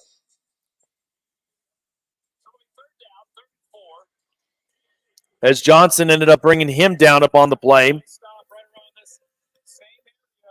So this was kind of just the frustration that the Carolina Panthers have been dealing with, is that they haven't been able to stop that run. They look completely gassed on both sides. Like they are outplayed physically. And that's where the Chargers really have been playing it up today. Herbert now up to throw, trying to find somebody, moves out the pocket. And he throws, and it's caught to his guy, Quinn Johnston, for the first down. So once again, Quinn Johnston with another catch, and the Chargers get the possession on their side again, and another first down. So right from there, J.K. Dobbins, who has been doing a really good job being the secondary blocker in the backfield for Justin Herbert to run out that pocket, throw up onto the right side, and find Quentin Johnston open. And even outsmarting Josie Jewell there. So what a play. 3:25 left to go in the third quarter. Here's Herbert now. He throws it to his man, J.K. Dobbins, and he's brought down by Shaq Thompson.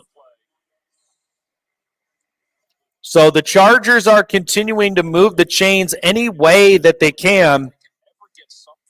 But yeah, the Carolina Panthers have just been outplayed, and they're gassed. That's why, they're so tired with as far as the high physicality that the Chargers have been playing, which has been incredible for them. So,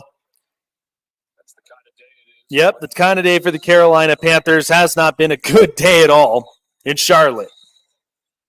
2nd and 10. Here's Gus Edwards now on the run.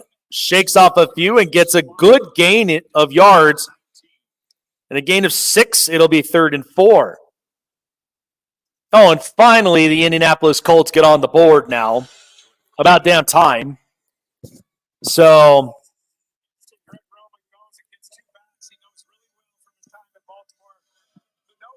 4 rushes, 4 passes for 51 yards, and 5-10 of time of possession. So Chargers are continuing to win the possession battles, and they're continuing to just move the chains every way.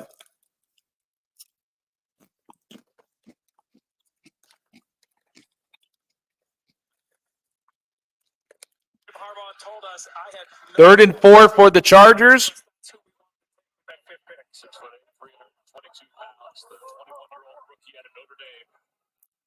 Yep, Cam Hart.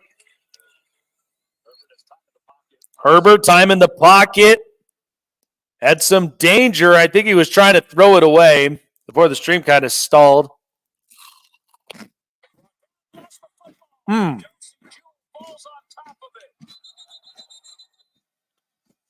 wow. The Chargers end up coughing up the ball. Oh, wow. Is that even just a fumble, or is there at least...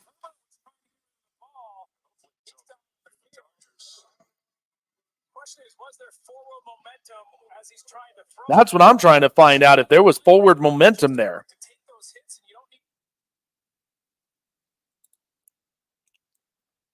Because if there was forward momentum, it would be an incomplete pass.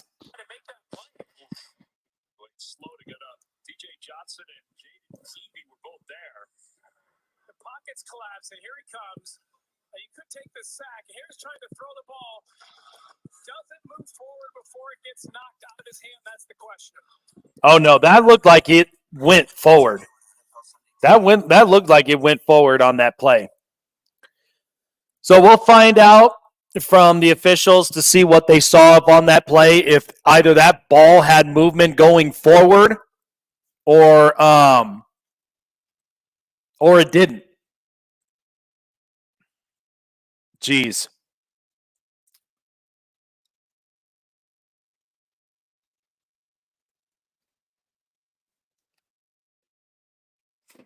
Yeah, I don't know, man. This is interesting. I mean, ultimately, like, oh, yeah. Jacob is not happy right now at Colts Syndicate right now. I'm just kind of checking around with everybody. He's not happy with the way that the Colts are literally playing. Not happy at all. I feel for him. That's hard.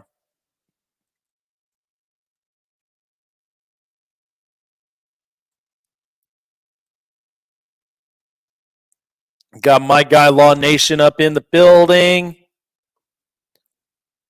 Director is up there. Strong.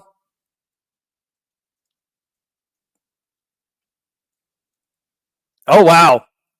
The Commanders managed to tie. Oh, boy.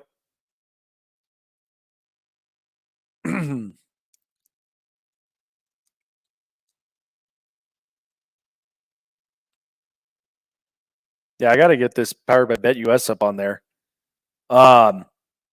Engraven Bids, he's still up in there. There's Tom Grossi. A lot of guys today. Captain Rio Robinson, Commander Rio. There's Norb Cam. Yeah, so we got a lot of guys up on here today. As usual, as you would think, for the streaming platforms.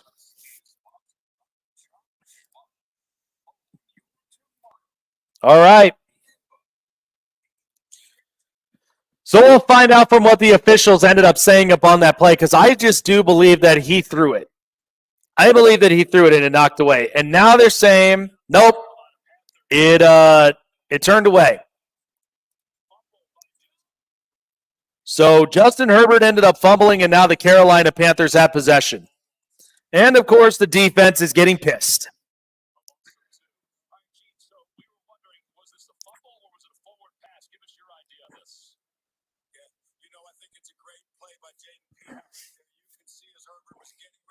Damn. So it turns out they called it a fumble, and they're monitoring Justin Herbert's foot right now because he was a little bit slow to end up getting up. So that's my hope is that I think, because the initial contact, Justin definitely felt pressure up on that pivoting foot. So hopefully it will not be as drastic.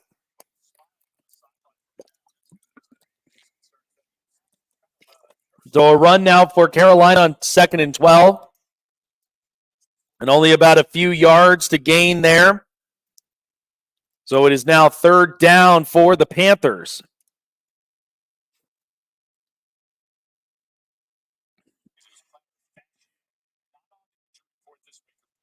And so now they're taking a look at it. And yep, so T. Higgins is out.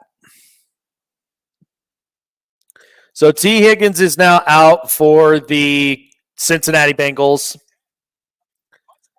Got to change up the lineup again. Damn it. Oh, yeah. At least I still had T. Higgins on the bench. All right. 3rd and 9 for the Panthers. Bryce Young in the gun as the snap throws it. That's completed to his tight end, Tremble. And he's brought down short of the 1st down marker.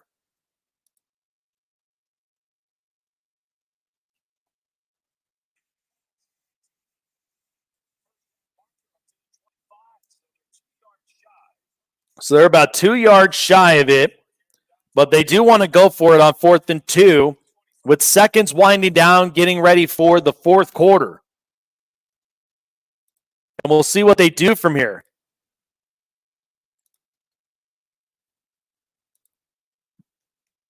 So only about a few yards up on this play.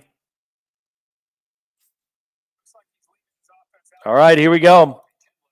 4th and 2.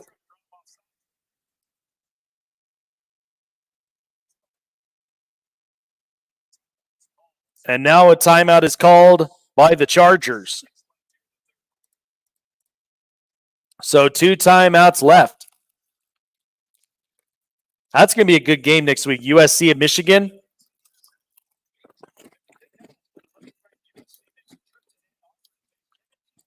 The fact Michigan still won with 3 interceptions thrown is insane to me.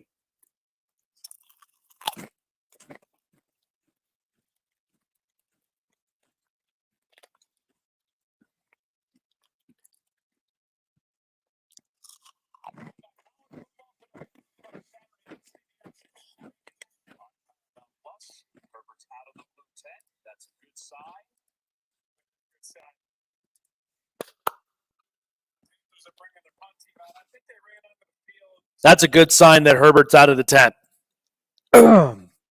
So Justin Herbert is out of the tent. Good sign. He's feeling okay. He will still remain playing in the game.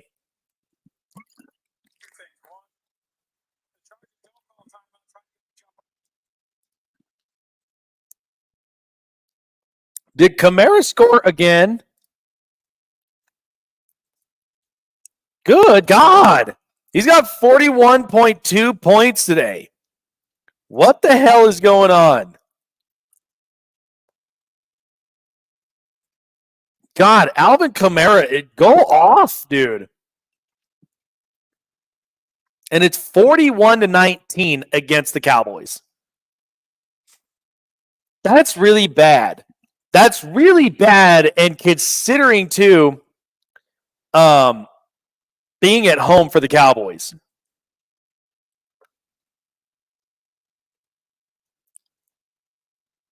I think one of my guys, I'm going to have to check in on him because he's got to be pissed.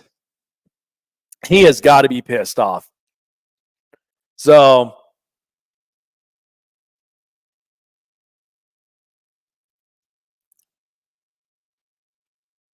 Bailey, bolt up. What's going on? I hate the almost matching uniforms. Tackles are making me sick and confused. Well, you guys got we got the silver You got the silver, that baby blue in some ways. It's like a Carolina blue, I guess they say. And then the black. Like you got that. You know what I mean? So, yeah. We've got our bolt with the lightning.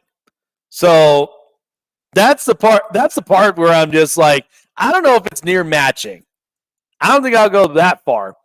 Because that's a Carolina blue, they call it.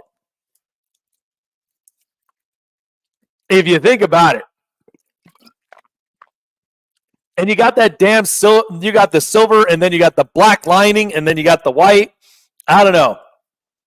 We just have our powder blue with the lightning bolt yellow, and we even have a bit of our navy in there.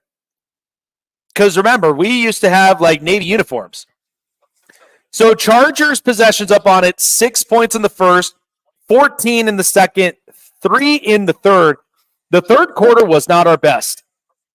And so let's go ahead and fix this up. 2nd and 6 right now for the Chargers. I'm going to wind this down very quickly so I could get this done.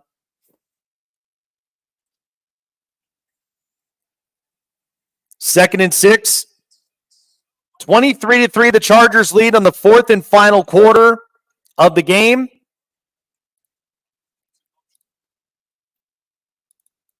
Palmer coming in motion.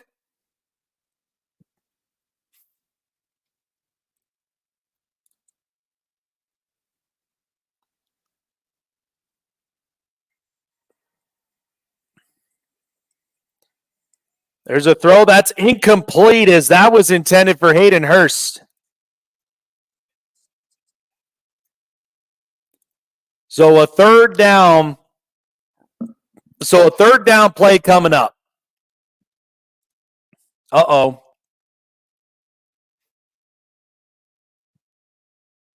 Come on, do we have a chance? Do we have some fight in us? Do we got a chance to fight in this game, in this fantasy round right now? Come on.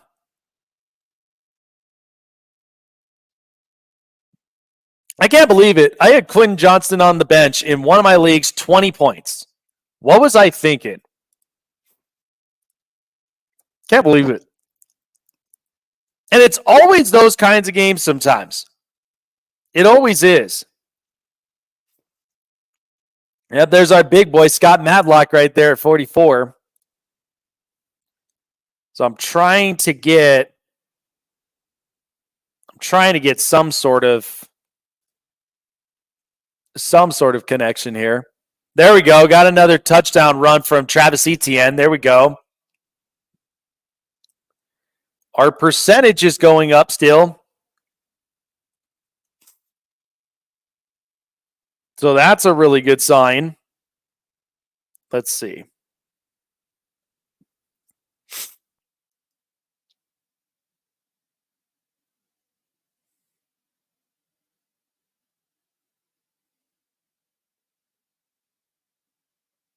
Come on, we got to get the stream back.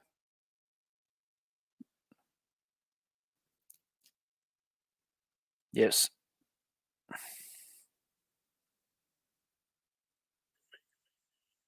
All right. There we go. Now we got it. 2nd and 4 now for the Chargers. 13:52 left to go. Here's Dobbins up on the run, and he gets stopped. Couple yard gain.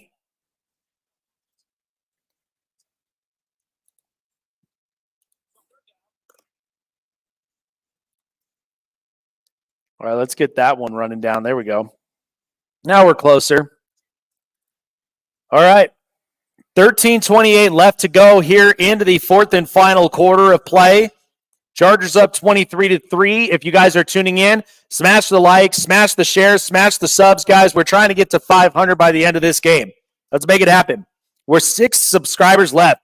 And there's Dobbins and a first down for the Chargers. Big time play. And the Chargers continuing to run the time of possession on their side. Gosh, J.K. Dobbins at his healthy self is just making me smile so hard. I'm just so happy with that guy. And had a heck of a day today. Had another rushing touchdown for the Chargers today. So Dobbins had 135 yards last week, and he's got yet another 100 yards rushing again today. So Gus Edwards, they run on first down, only about a couple yards from there, so it'll be 2nd down and 9. Damn, the Vikings are literally beating the Niners 20-7. Oh boy. Getting a couple of scoring updates. It's 16-6 now, Ravens over the Raiders. So 2nd and 9. Herbert under center. Hands this off. And here is Edwards now, and he runs and gets a couple more yards. Hey, bolt up, no Diddy. Bryce so trash in the defense. Yeah, the defense is looking really bad. That defense for Carolina, with Jadeveon Clowney, it's looking really bad. And the funny thing is, because I do think Jadeveon Clowney is going to be one of those trade bait pieces come the trade deadline, because I don't see him staying in Carolina that long. I don't. Not with this. Not with the way that things are looking right now for the Panthers. 3rd and 6 now for the Chargers. Herbert on the gun. Edwards on his right. Here's Herbert now in the gun. Throws it, and that is incomplete, as that was intended for Quentin Johnston. So now 4th down coming up. They could be going for a field goal play. Let's see. Yeah, they tried to go up onto the outside. Ladd McConkey was up and on the left, cutting in, and couldn't quite find it from there. So Cameron Dicker is going to come in for another field goal play. Trade Bryce. Yeah, I'd say get him out of Carolina. It's just not working for him right now. And the kick now from Cameron Dicker, and there it is. So 2 field goals made for Cameron Dicker, and it is now 26-3 Chargers over the Carolina Panthers. And we'll get it to 11-2. Yeah, this is really bad for the Carolina Panthers, and I just feel bad for Bryce Young, and I just say you got to get him out of Carolina. This is not fun to watch for Carolina fans. It's not.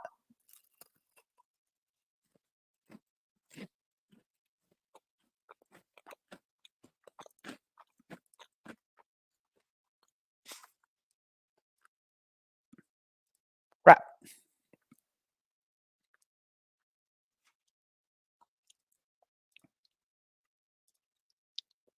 Yeah, because last week they had 10 points against New Orleans.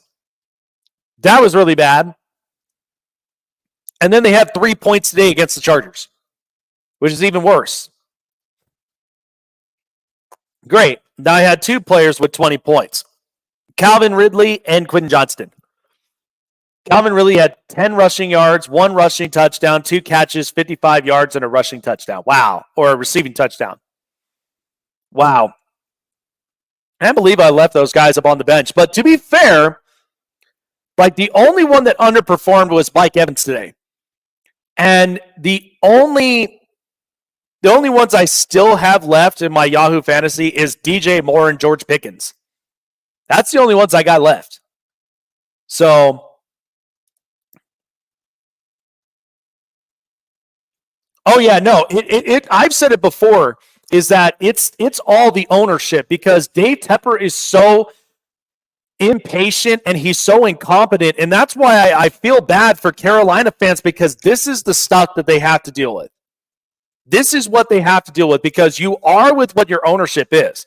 That's the problem with all this. And so I would just hope for Bryce Young to get out of Carolina, because I guarantee you this. You get him out of Carolina, and think about it. We're watching Sam Darnold play really good right now with Minnesota. We're seeing him playing so good. And look at that. The last time that there was a lead was 272 days. That's just rude. That's just mean.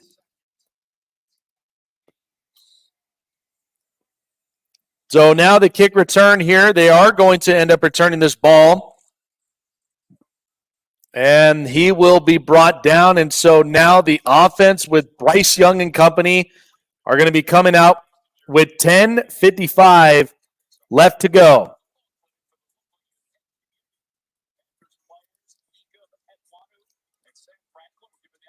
And so, like, that's the thing, man, is just Bryce Young deserves better than this. I'd still say he's a damn good player. But he is not thriving under this system. He's not thriving under this organization. So 1st and 10, 10:55 left to go. Young in the gun, looks to throw, and it's caught, and it is caught to the veteran Adam Thielen. And it looks like he slid in for a first down. So at this point, they're just going to be making plays whatever. If we trade Bryce, who can we get? I don't need no quarterback want to come Carolina. So here's Miles Sanders on first down. He gets piled up as Derwin James stopped him up there, and then Ja'Sir Taylor coming in with the tackle. I would say for Carolina, I mean, I'd be going to try to get like a number 1 overall pick. I mean, this is kind of just the whole deal. So think about it this way. Think if the Giants had the number 1 overall pick, right? Think about it this way. Because the Giants are probably going to end up taking a quarterback, which is highly the case. But if Carolina, if their front office is that they don't want, like they want to move on from Bryce Young and maybe go and get a draft pick, then I would say, why not send Bryce Young to New York? But New York is just as bad. I think that if you are lucky, it could be interesting seeing Bryce Young with the Raiders. If you honestly think about it. And I know that that's a division rival for us, but they at the very least have something that they could potentially have for as far as a future. So that's the part. Christian Fulton is down. Looks to be an injury on the wrist from what it looks like. And we'll find out what happened there and see how he feels on that injury. So that's my whole breakdown of it. I could see Bryce Young working well with the Raiders for a few reasons. But only question is, will Devontae Adams still be there? That's the other big question you have to think about. Because if not, you still have Jacoby Myers, you have Trey Tucker, you got a couple of other options that you could go to. Right? So that's the one thing that I'm trying to think of. Because that would be the only thing that makes sense for me. Is that. So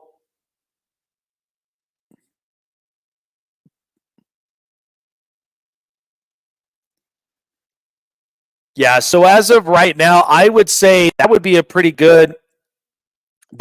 very good fit for me if it were me personally. I think he could work with it.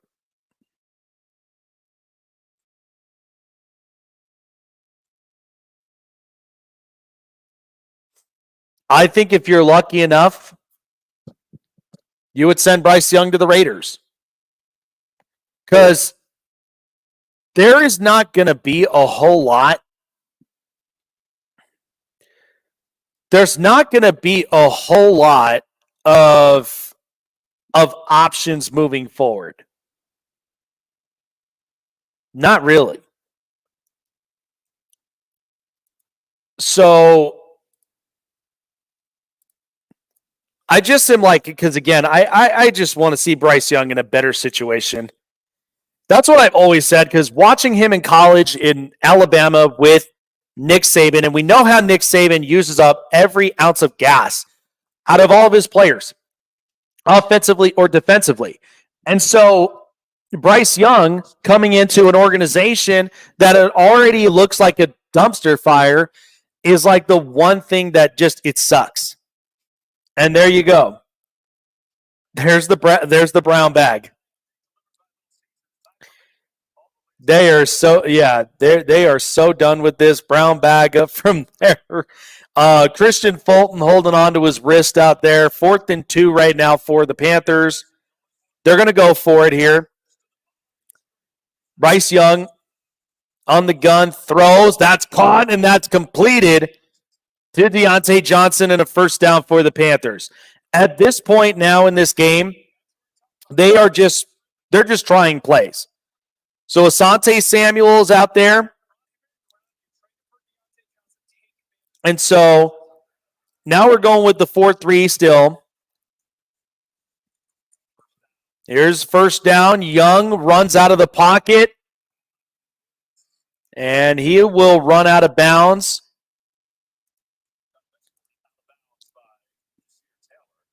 So Jasir Taylor coming in to force him up out of bounds.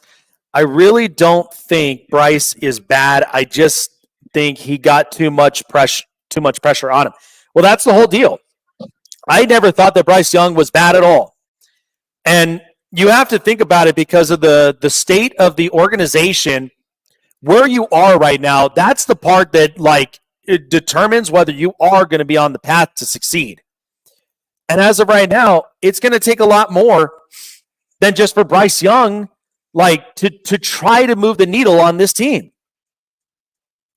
They need they need a stronger offensive line.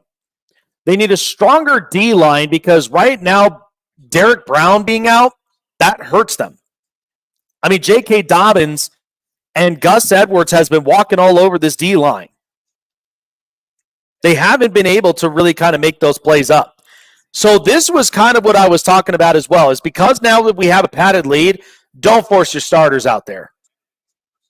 Keep your starters well rested, because we got 2 trench warfare games coming up next week and the week after. We got Pittsburgh this next week, and then we got Kansas City week 4, and then our bye week. So we got to keep our starters healthy. So we can have at least a mixture of a couple guys up out there, but this was exactly the right thing to do. Because what's Carolina going to come up with? There's a flag on the play. Young running out, and that one is incomplete. But we'll check to find out where the flag is. If you guys are just tuning in, Chargers are leading 26-3. 7:11 left to go in the fourth quarter. And so now is a face mask on the offense. So Ekwonu comes away with a play there. But yeah, this is why they're like, we're trying to conserve a lot of energy for our starters. We don't need to get crazy with it. So 1st and 25 now. This is the Chargers. This is what's crazy. This is the cleanest game they played since last week. 1 penalty for 5 yards. What a job by the Chargers defense. And what a job by the offensive line. They played a clean enough game today. 1 penalty. We're going to have the post-game hangout as well for those of you that are just tuning in. We are on the road to 500 subscribers. We are 6 away. I'm refreshing this thing. We are still 6 away right now from 500. Let's get there, guys. We're so close to getting there. Smash the likes, smash the subs, smash the shares. First and 25. And they go to a run with Chuba Hubbard.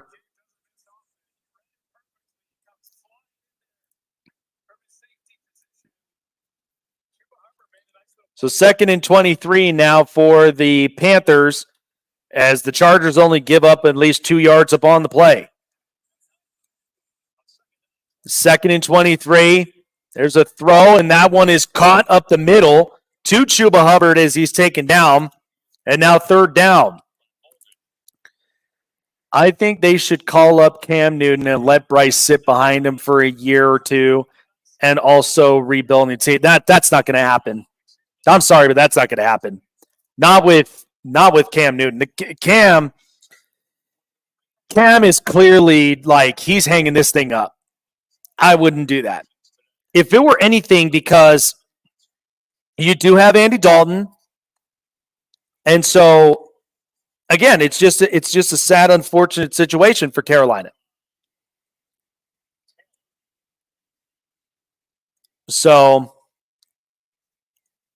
I think ultimately what you got to do is you just gotta get the right necessary pieces for the team to potentially work. Like you cannot be stingy with the salary. You just can't be. You got to go and get players. 4th and 18, they're going to go for it here. Young in the gun, throws it across the middle for Adam Thielen, and there's the turnover on downs. So the Chargers now will take over with 5:52 left to go.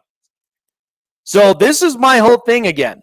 So that's why I said we should at the very least conserve our starters, because with week 3 and week 4 being back to being trench warfare games again.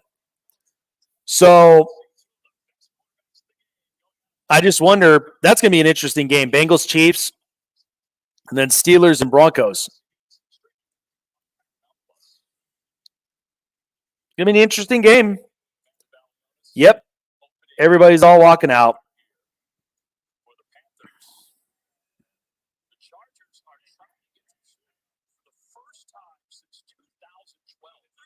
Yeah, so this will be the first time for the Chargers to be 2-0 since 2012. Gus Edwards up on the run.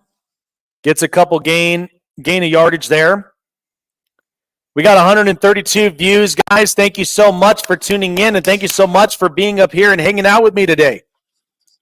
So the longest 2-0 starting droughts, the Browns were 93, Colts 2009, and the Chargers 2012. So this will be the first time since 2012 we've ever started 2-0. The first time. This is a whole different era, guys. 2nd and 5 for the Chargers. Herbert. He'll hand it off to Gus Edwards. And once again, running the football, getting closer to the first down marker, almost there for time of possession. So now,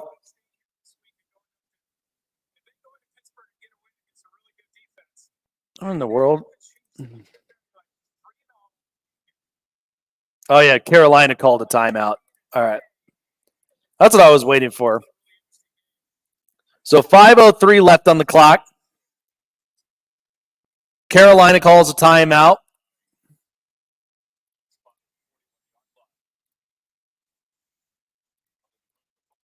Chargers have one timeout left,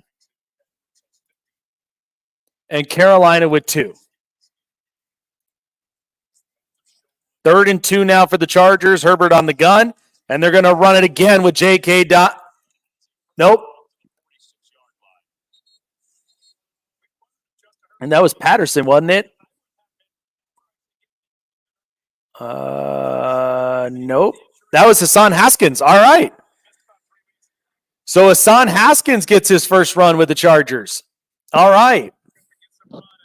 So another familiar Michigan face there. Hassan Haskins gets his run and a first down for the Chargers.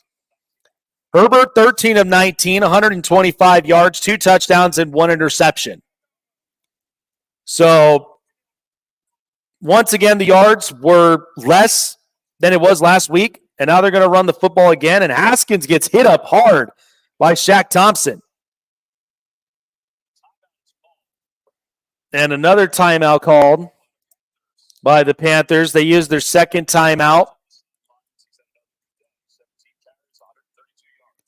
So 17 carries, 132 yards for J.K. Dobbins. So one timeout left on both sides. The Chargers look like a playoff team. They do. They do, because they are literally winning a lot of these trench warfare games.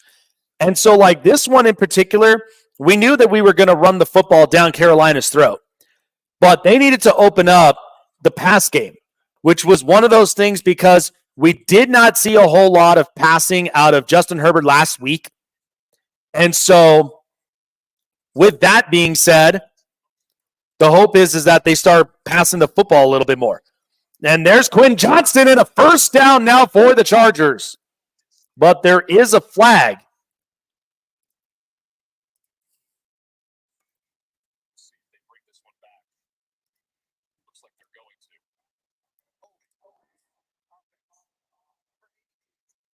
So it's on Hayden Hurst now with the flag on a holding play. No sweat. So Quinn Johnston, there it was from there. He was trying to provide that block on Shaq Thompson for Quinn Johnston to move more onto that left side and gets flagged up on it for the hold. So 2nd and 19 now for the Chargers. Herbert behind center. And he's going to give it to Hassan Haskins, running the football again. And now timeout called again. So Carolina uses their last timeout. 4:03 left to go.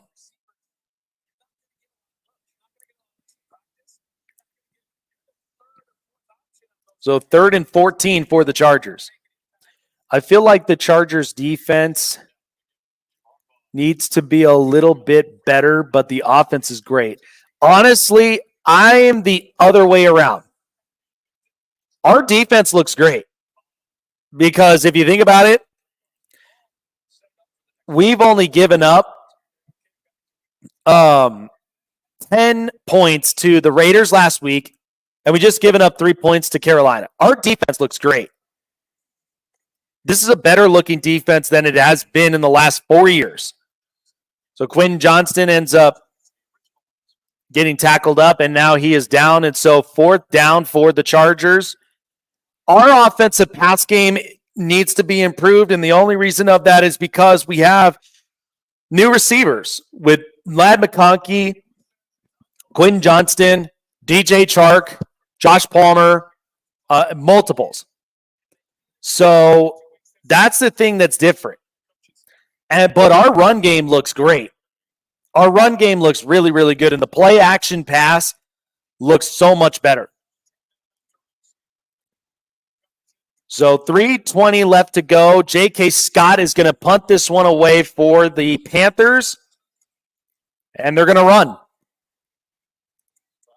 And stopped up in his tracks at 3:09. 1st and 10 for the Carolina Panthers.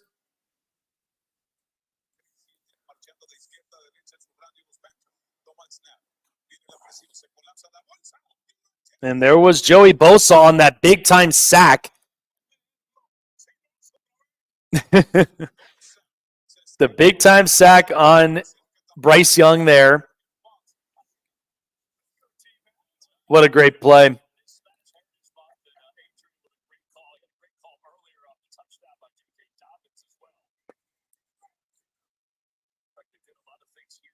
So, yeah, they're keeping a lot of those starters up on the sideline. And rightfully so with a padded lead like that. All right. 1st and 10. Young throws it on his right side, and that was Cam Hart on the tackle, the rookie from Notre Dame. I'm glad that I'm seeing Cam Hart playing a little bit too. Getting some time to kind of get himself involved. 2nd and 9 now for the Panthers. Bud Dupree is up out there, and it looks like Thule on the other side as well. So Thule and Bud Dupree are edge rushers up out there. Young throws. That's caught to the tight end. That was Sanders up out there. 3rd down now for the Panthers. Justin Herbert today, 14 of 20, 129 yards. As we are heading toward the So, yeah, 20 yards passing less. Like 20 yards passing less this week than it was last week when he was at 144. And he's at 126 today. And throw that is almost intercepted by Diane Henley, but Dean Leonard with the big-time hit. So 4th down now for the Panthers.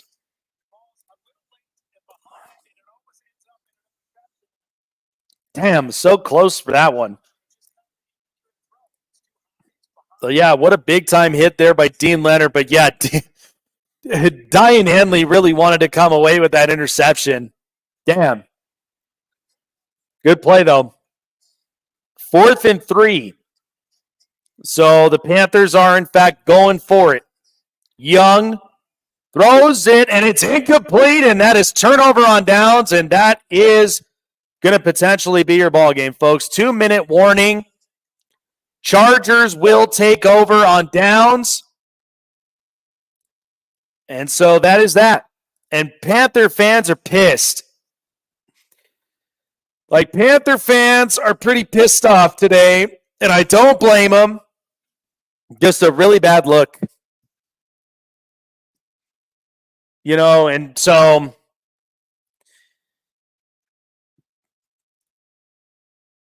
big time takeaways today.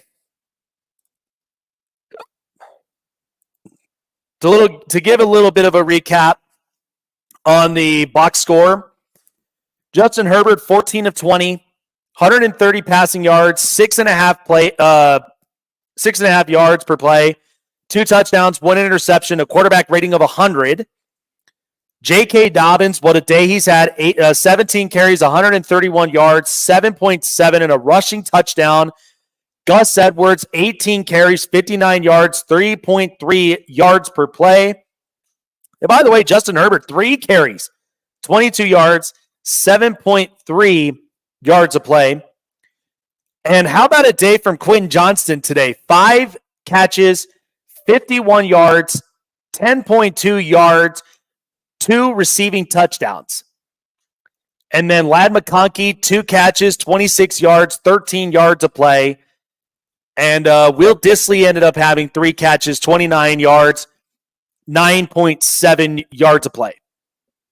So, but Herbert did lose a fumble, however, so there was 2 turnovers in the game. So that was pretty unfortunate. But the defense today, 57 tackles, 35 solos, 2 sacks, 4 tackles for losses, 5 passes defended, 2 quarterback hits, and 1 interception from Elijah Molden. So that was a heck of a game for our defense. So the defense once again comes up with big time stops, and they kept the Panthers at 3 points.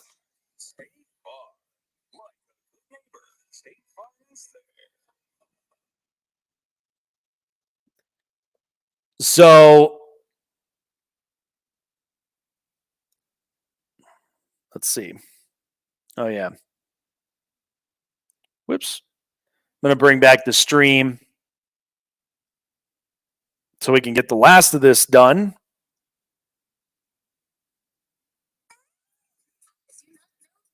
Nope.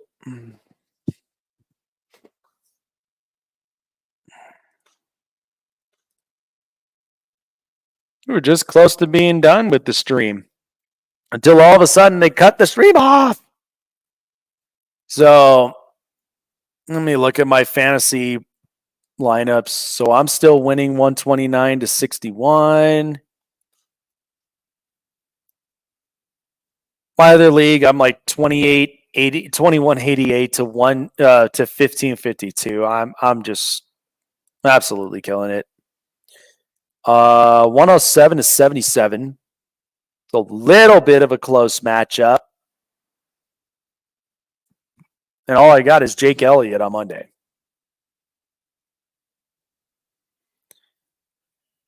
All right.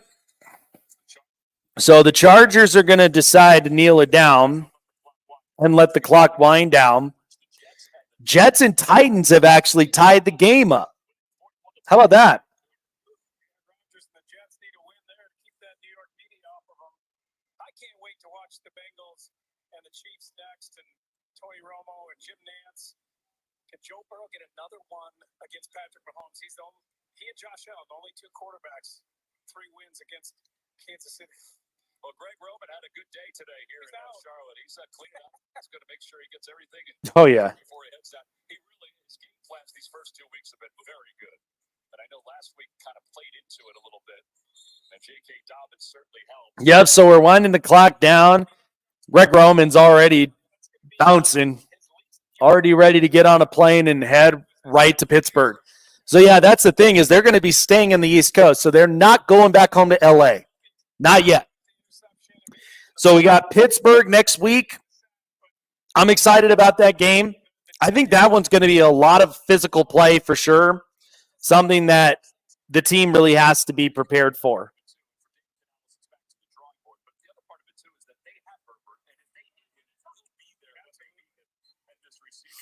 And there we go.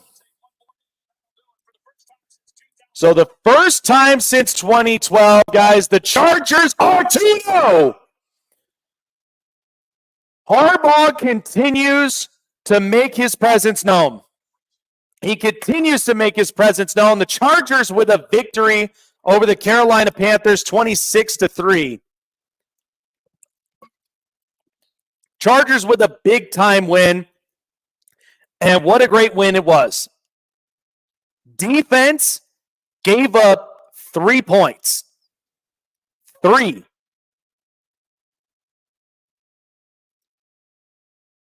Man, I am absolutely amped up for this.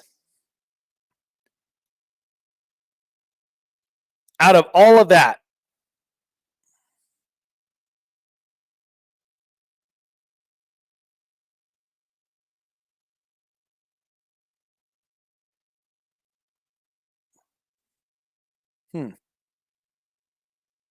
thought I had something up on here.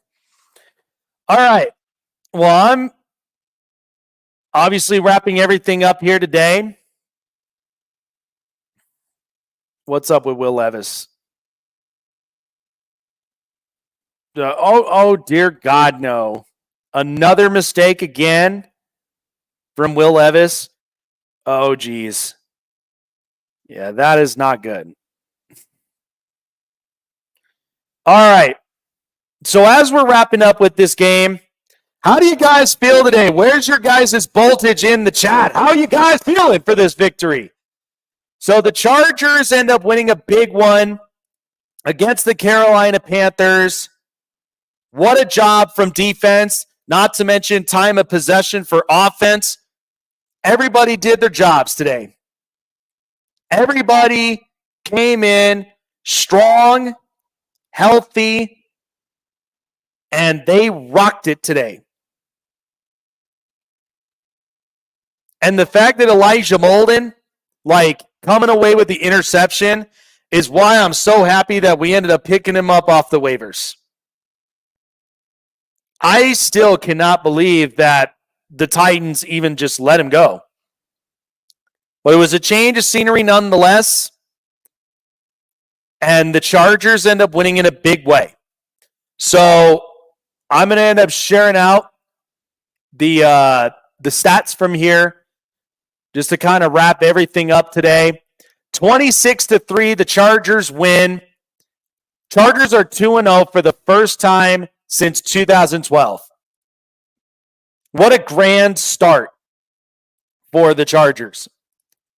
And the fact that they are playing with that much amount of grit and they are playing with attitude, this is why I said this is a completely different Chargers team.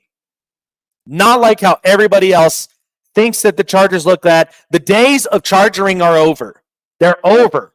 In Harbaugh's era, there is no such thing as charging anymore. Not anymore. So to looking at the Chargers with the stats that we had earlier here today, Justin Herbert, 14 of 20, 130 yards, 6.5 yards average, 2 touchdowns, 1 interception, 1 sack, and 100 rating. Way over from Bryce Young's 18 of 26, 84 yards, 3.2 yards, 1 interception, 2 sacks, and the 15 pressures, and had a rating of 57. I feel bad for Bryce Young, man. I really do. Just the build, and then not to mention just the organization just continuously letting him down is just sad. Rushing today was a big-time play. Chargers, J.K. Dobbins, 17 carries, 131 rushing yards, 7.7 yards a play, and 1 touchdown. And Gus Edwards, 18 carries, 59 yards, 3.3 yards a play, no scores. They continue to lean in on that rush, and the rush continues to be physical. But a day from Quentin Johnston in our receiving core, 5 catches, 51 yards, 10.2 yards a play, 2 receiving touchdowns. The guy can play. The guy can play, the guy can catch, and the guy can do it. Jim Harbaugh is unlocking his potential. And that's the thing that we needed to get with Quentin Johnston. He looks better, he looks bigger, and at the same time, he's got better hands now. He's got much better hands. On the Panthers, Chuba Hubbard, by the way, 10 carries, 64 yards, 6.4 yards a play, no score. Tommy Tremble, 3 catches, 23 yards, 7.7 yards a play, no scores at all. So the Carolina Panthers only had Eddie Pinheiro with the field goal. That's it. Our defense today with everything. So here's what we saw from the rushing. We had 44 carries with 219 yards, 5 yards a play, and 1 touchdown score. It's like I said, it's just like how we picked up of last week where the Chargers were averaging 6.5 yards a play on the ground. We're averaging 5 yards a run. And we're rushing with the best, which really has been working out well for the Chargers.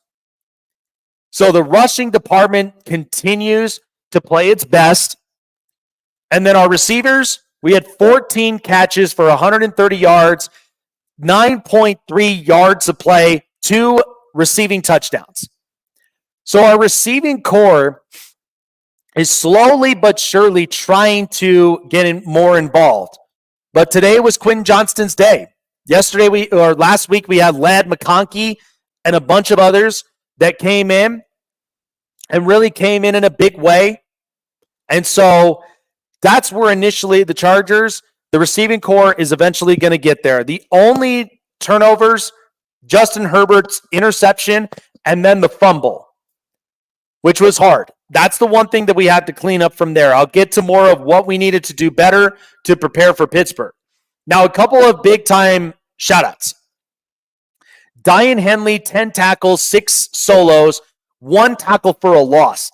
But Denzel Perryman, man, thank God he's back. 7 tackles, 5 solos, 1 sack, 1 tackle for a loss, and 1 quarterback hit. And then Elijah Molden with the interception, 7 tackles, 4 solos, 1 pass defended. So altogether, our defense at the end of this thing, and Joey Bosa came away with a sack today and a tackle for a loss.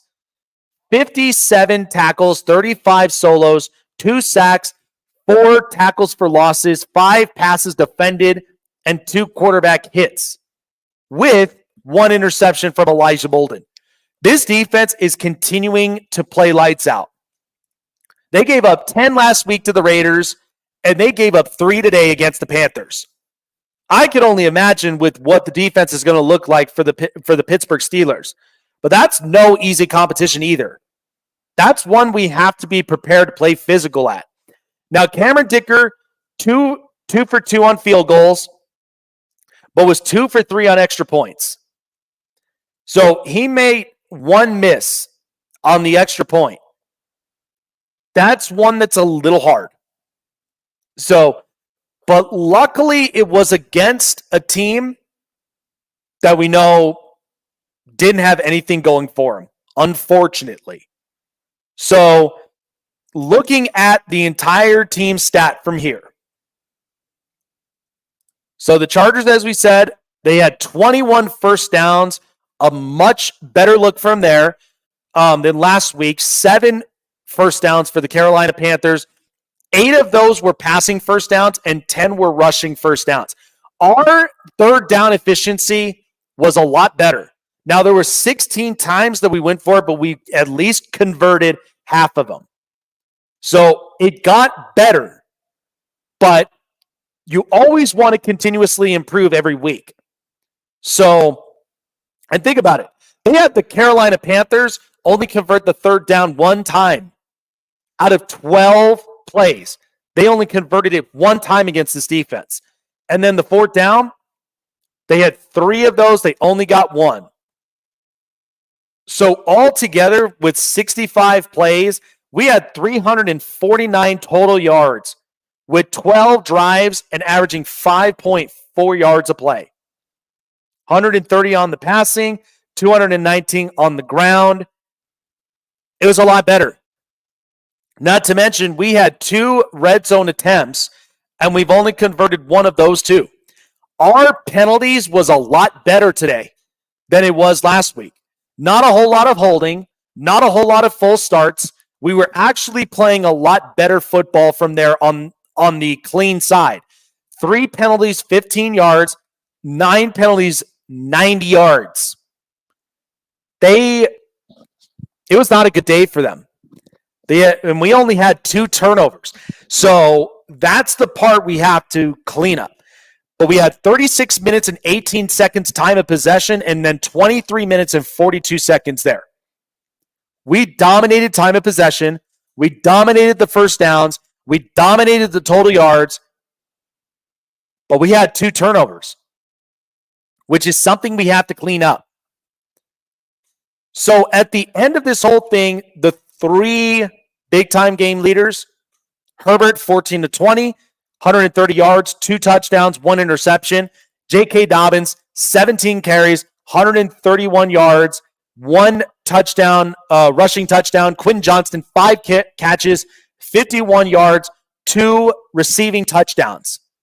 And then not to mention 2 sacks. 1 from Denzel Perryman and the other from Joey Bosa. And Elijah Molden with the interception. So this was a great game. This was a great game for us to really kind of experiment of what we needed to do up on offense. But now we are averaging at least 25 points a game. Because we had 22 last week, 26 today. And we averaged 10 last week against the Raiders and 3 this week against the Panthers. Defense is balling. Time of possession and controlling the game is a lot better. It is a lot better, guys. This is why that it is so freaking important for us to fix this. And we finally are doing that. We are finally making this happen. Now, here's the thing that I will look at for our up-and-coming matchup against the Pittsburgh Steelers. I will be talking a little bit more about that on Tuesday and talking a little bit more about that throughout the week. But I definitely wanted to get to the week 1 matchup because the Steelers do play in a couple minutes. They play the Denver Broncos today, so I'm going to be keeping an eye out for what they look like. But week 1, first game, they beat the Falcons 18-10. That defense played great. They had only 10 points that they gave up. Now, the question mark is, is Russell Wilson playing or is it Justin Fields? The only thing is the time of possession, they had 35 minutes, 36 seconds, and then 24 minutes, 24 seconds for the Falcons. But that defense, they only gave up 137 passing, but yet 89 rushing. The run game was not working for the Falcons. But the only difference was that the Steelers had more penalties. They had 9 penalties for 60 yards. So expect them, and then this is the other thing. They did not turn the ball over one time against Atlanta. So this Pittsburgh offense looks a little like a BB gun offense, in my opinion. But the thing that we have to do is that we have to continuously give pressure on that offensive line. That's the one thing that the Chargers have to continuously keep their foot on the gas on, is keep getting pressure on the quarterback, keep pressurizing the offensive line, and then that's where we end up winning those one-on-one battles. That's where we really start winning them. Because they had 16 first downs. We had 21 this week. So I'm going to keep an eye out for how that game potentially looks like at the end of the day between them and the Broncos. Because that is going to be a game that's going to be very interesting. So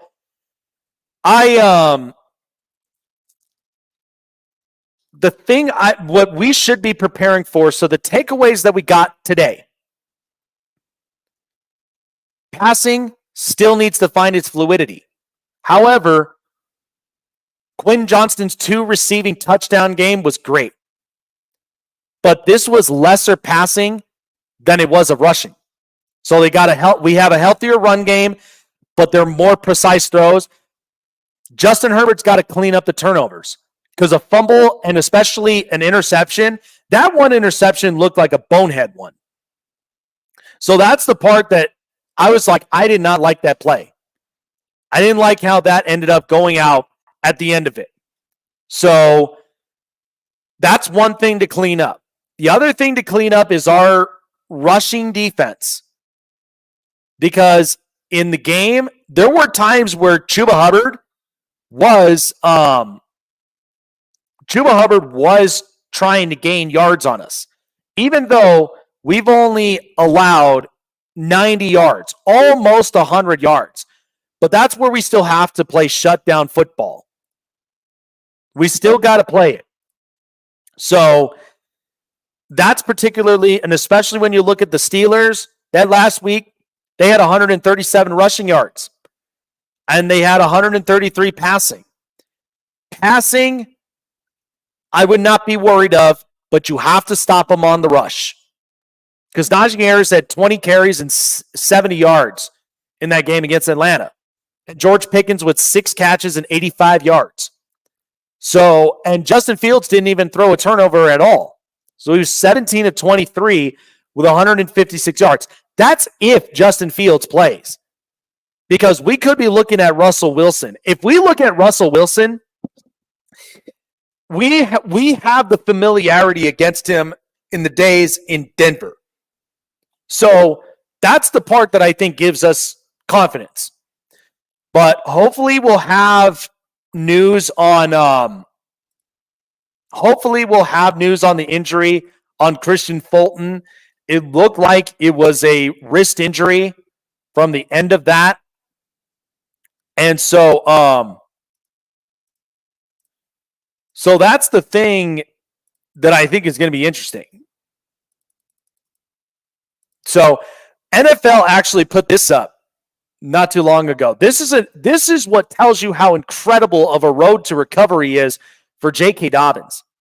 So after rushing for 4,459 yards to cement himself in college football folklore, J.K. Dobbins heard his name called as the 55th pick in the 2020 NFL Draft going to the Baltimore Ravens.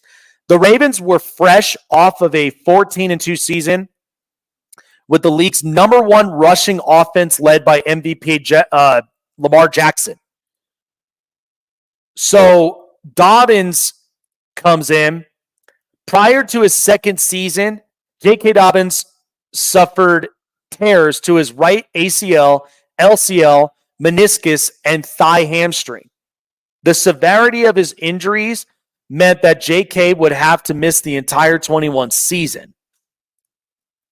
J.K. returned to football in week 3 of the 22 season. After playing 4 games, J.K. underwent surgery to address reoccurring issues in his previously injured knee. So the let me bring this up because there was something there that I missed on the on that whole post. So let me see. How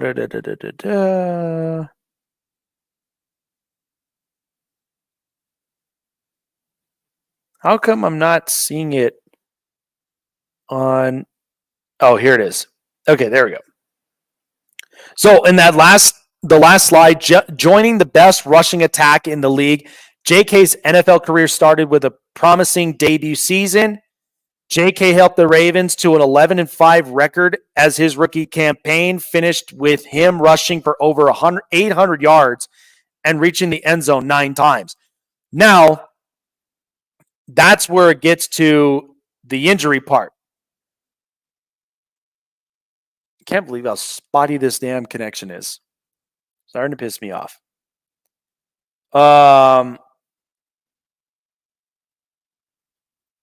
we go. So he had reoccurring issues in his previously injured knee, causing him to miss more time before returning in week 14 and finishing the season. Heading into the 23 season, J.K. hoped to bounce back with a productive season in a new-look Ravens offense. Unfortunately, the injury bug struck again as J.K. tore his right Achilles in week 1, causing him to miss the rest of the season. So that's what was the part that really sucks. So in this, following the 23 season, J.K. entered free agency looking for a fresh start as he returned to the game he loved. He found his chance in Los Angeles with the Chargers, reuniting with former Ravens offensive coordinator Greg Roman, and the rest of the story is history. How could you not love this story, J.K. Dobbins? I mean, the kid is putting together, I think, one of the best comeback player of the year stories. Because the fact of coming back from that many injuries and literally doing any and everything that he possibly can, making it happen, is one that I really, really love. Like, this is a story I absolutely love. And J.K. Dobbins is producing in the best level.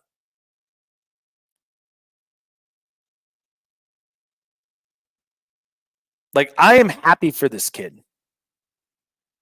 I really am. For the first time since 2012, the Chargers are 2-0. They are 2-0. And they dominated in a big way. And the big play, of course, the 44-yard touchdown, front flip into the end zone. Like, have fun with it, man. Because he deserved it. Like, that is the most happy-looking J.K. Dobbins I think I've ever seen. Like, I am beyond happy for this kid. In fact, he comes away with a big-time win and has another great game.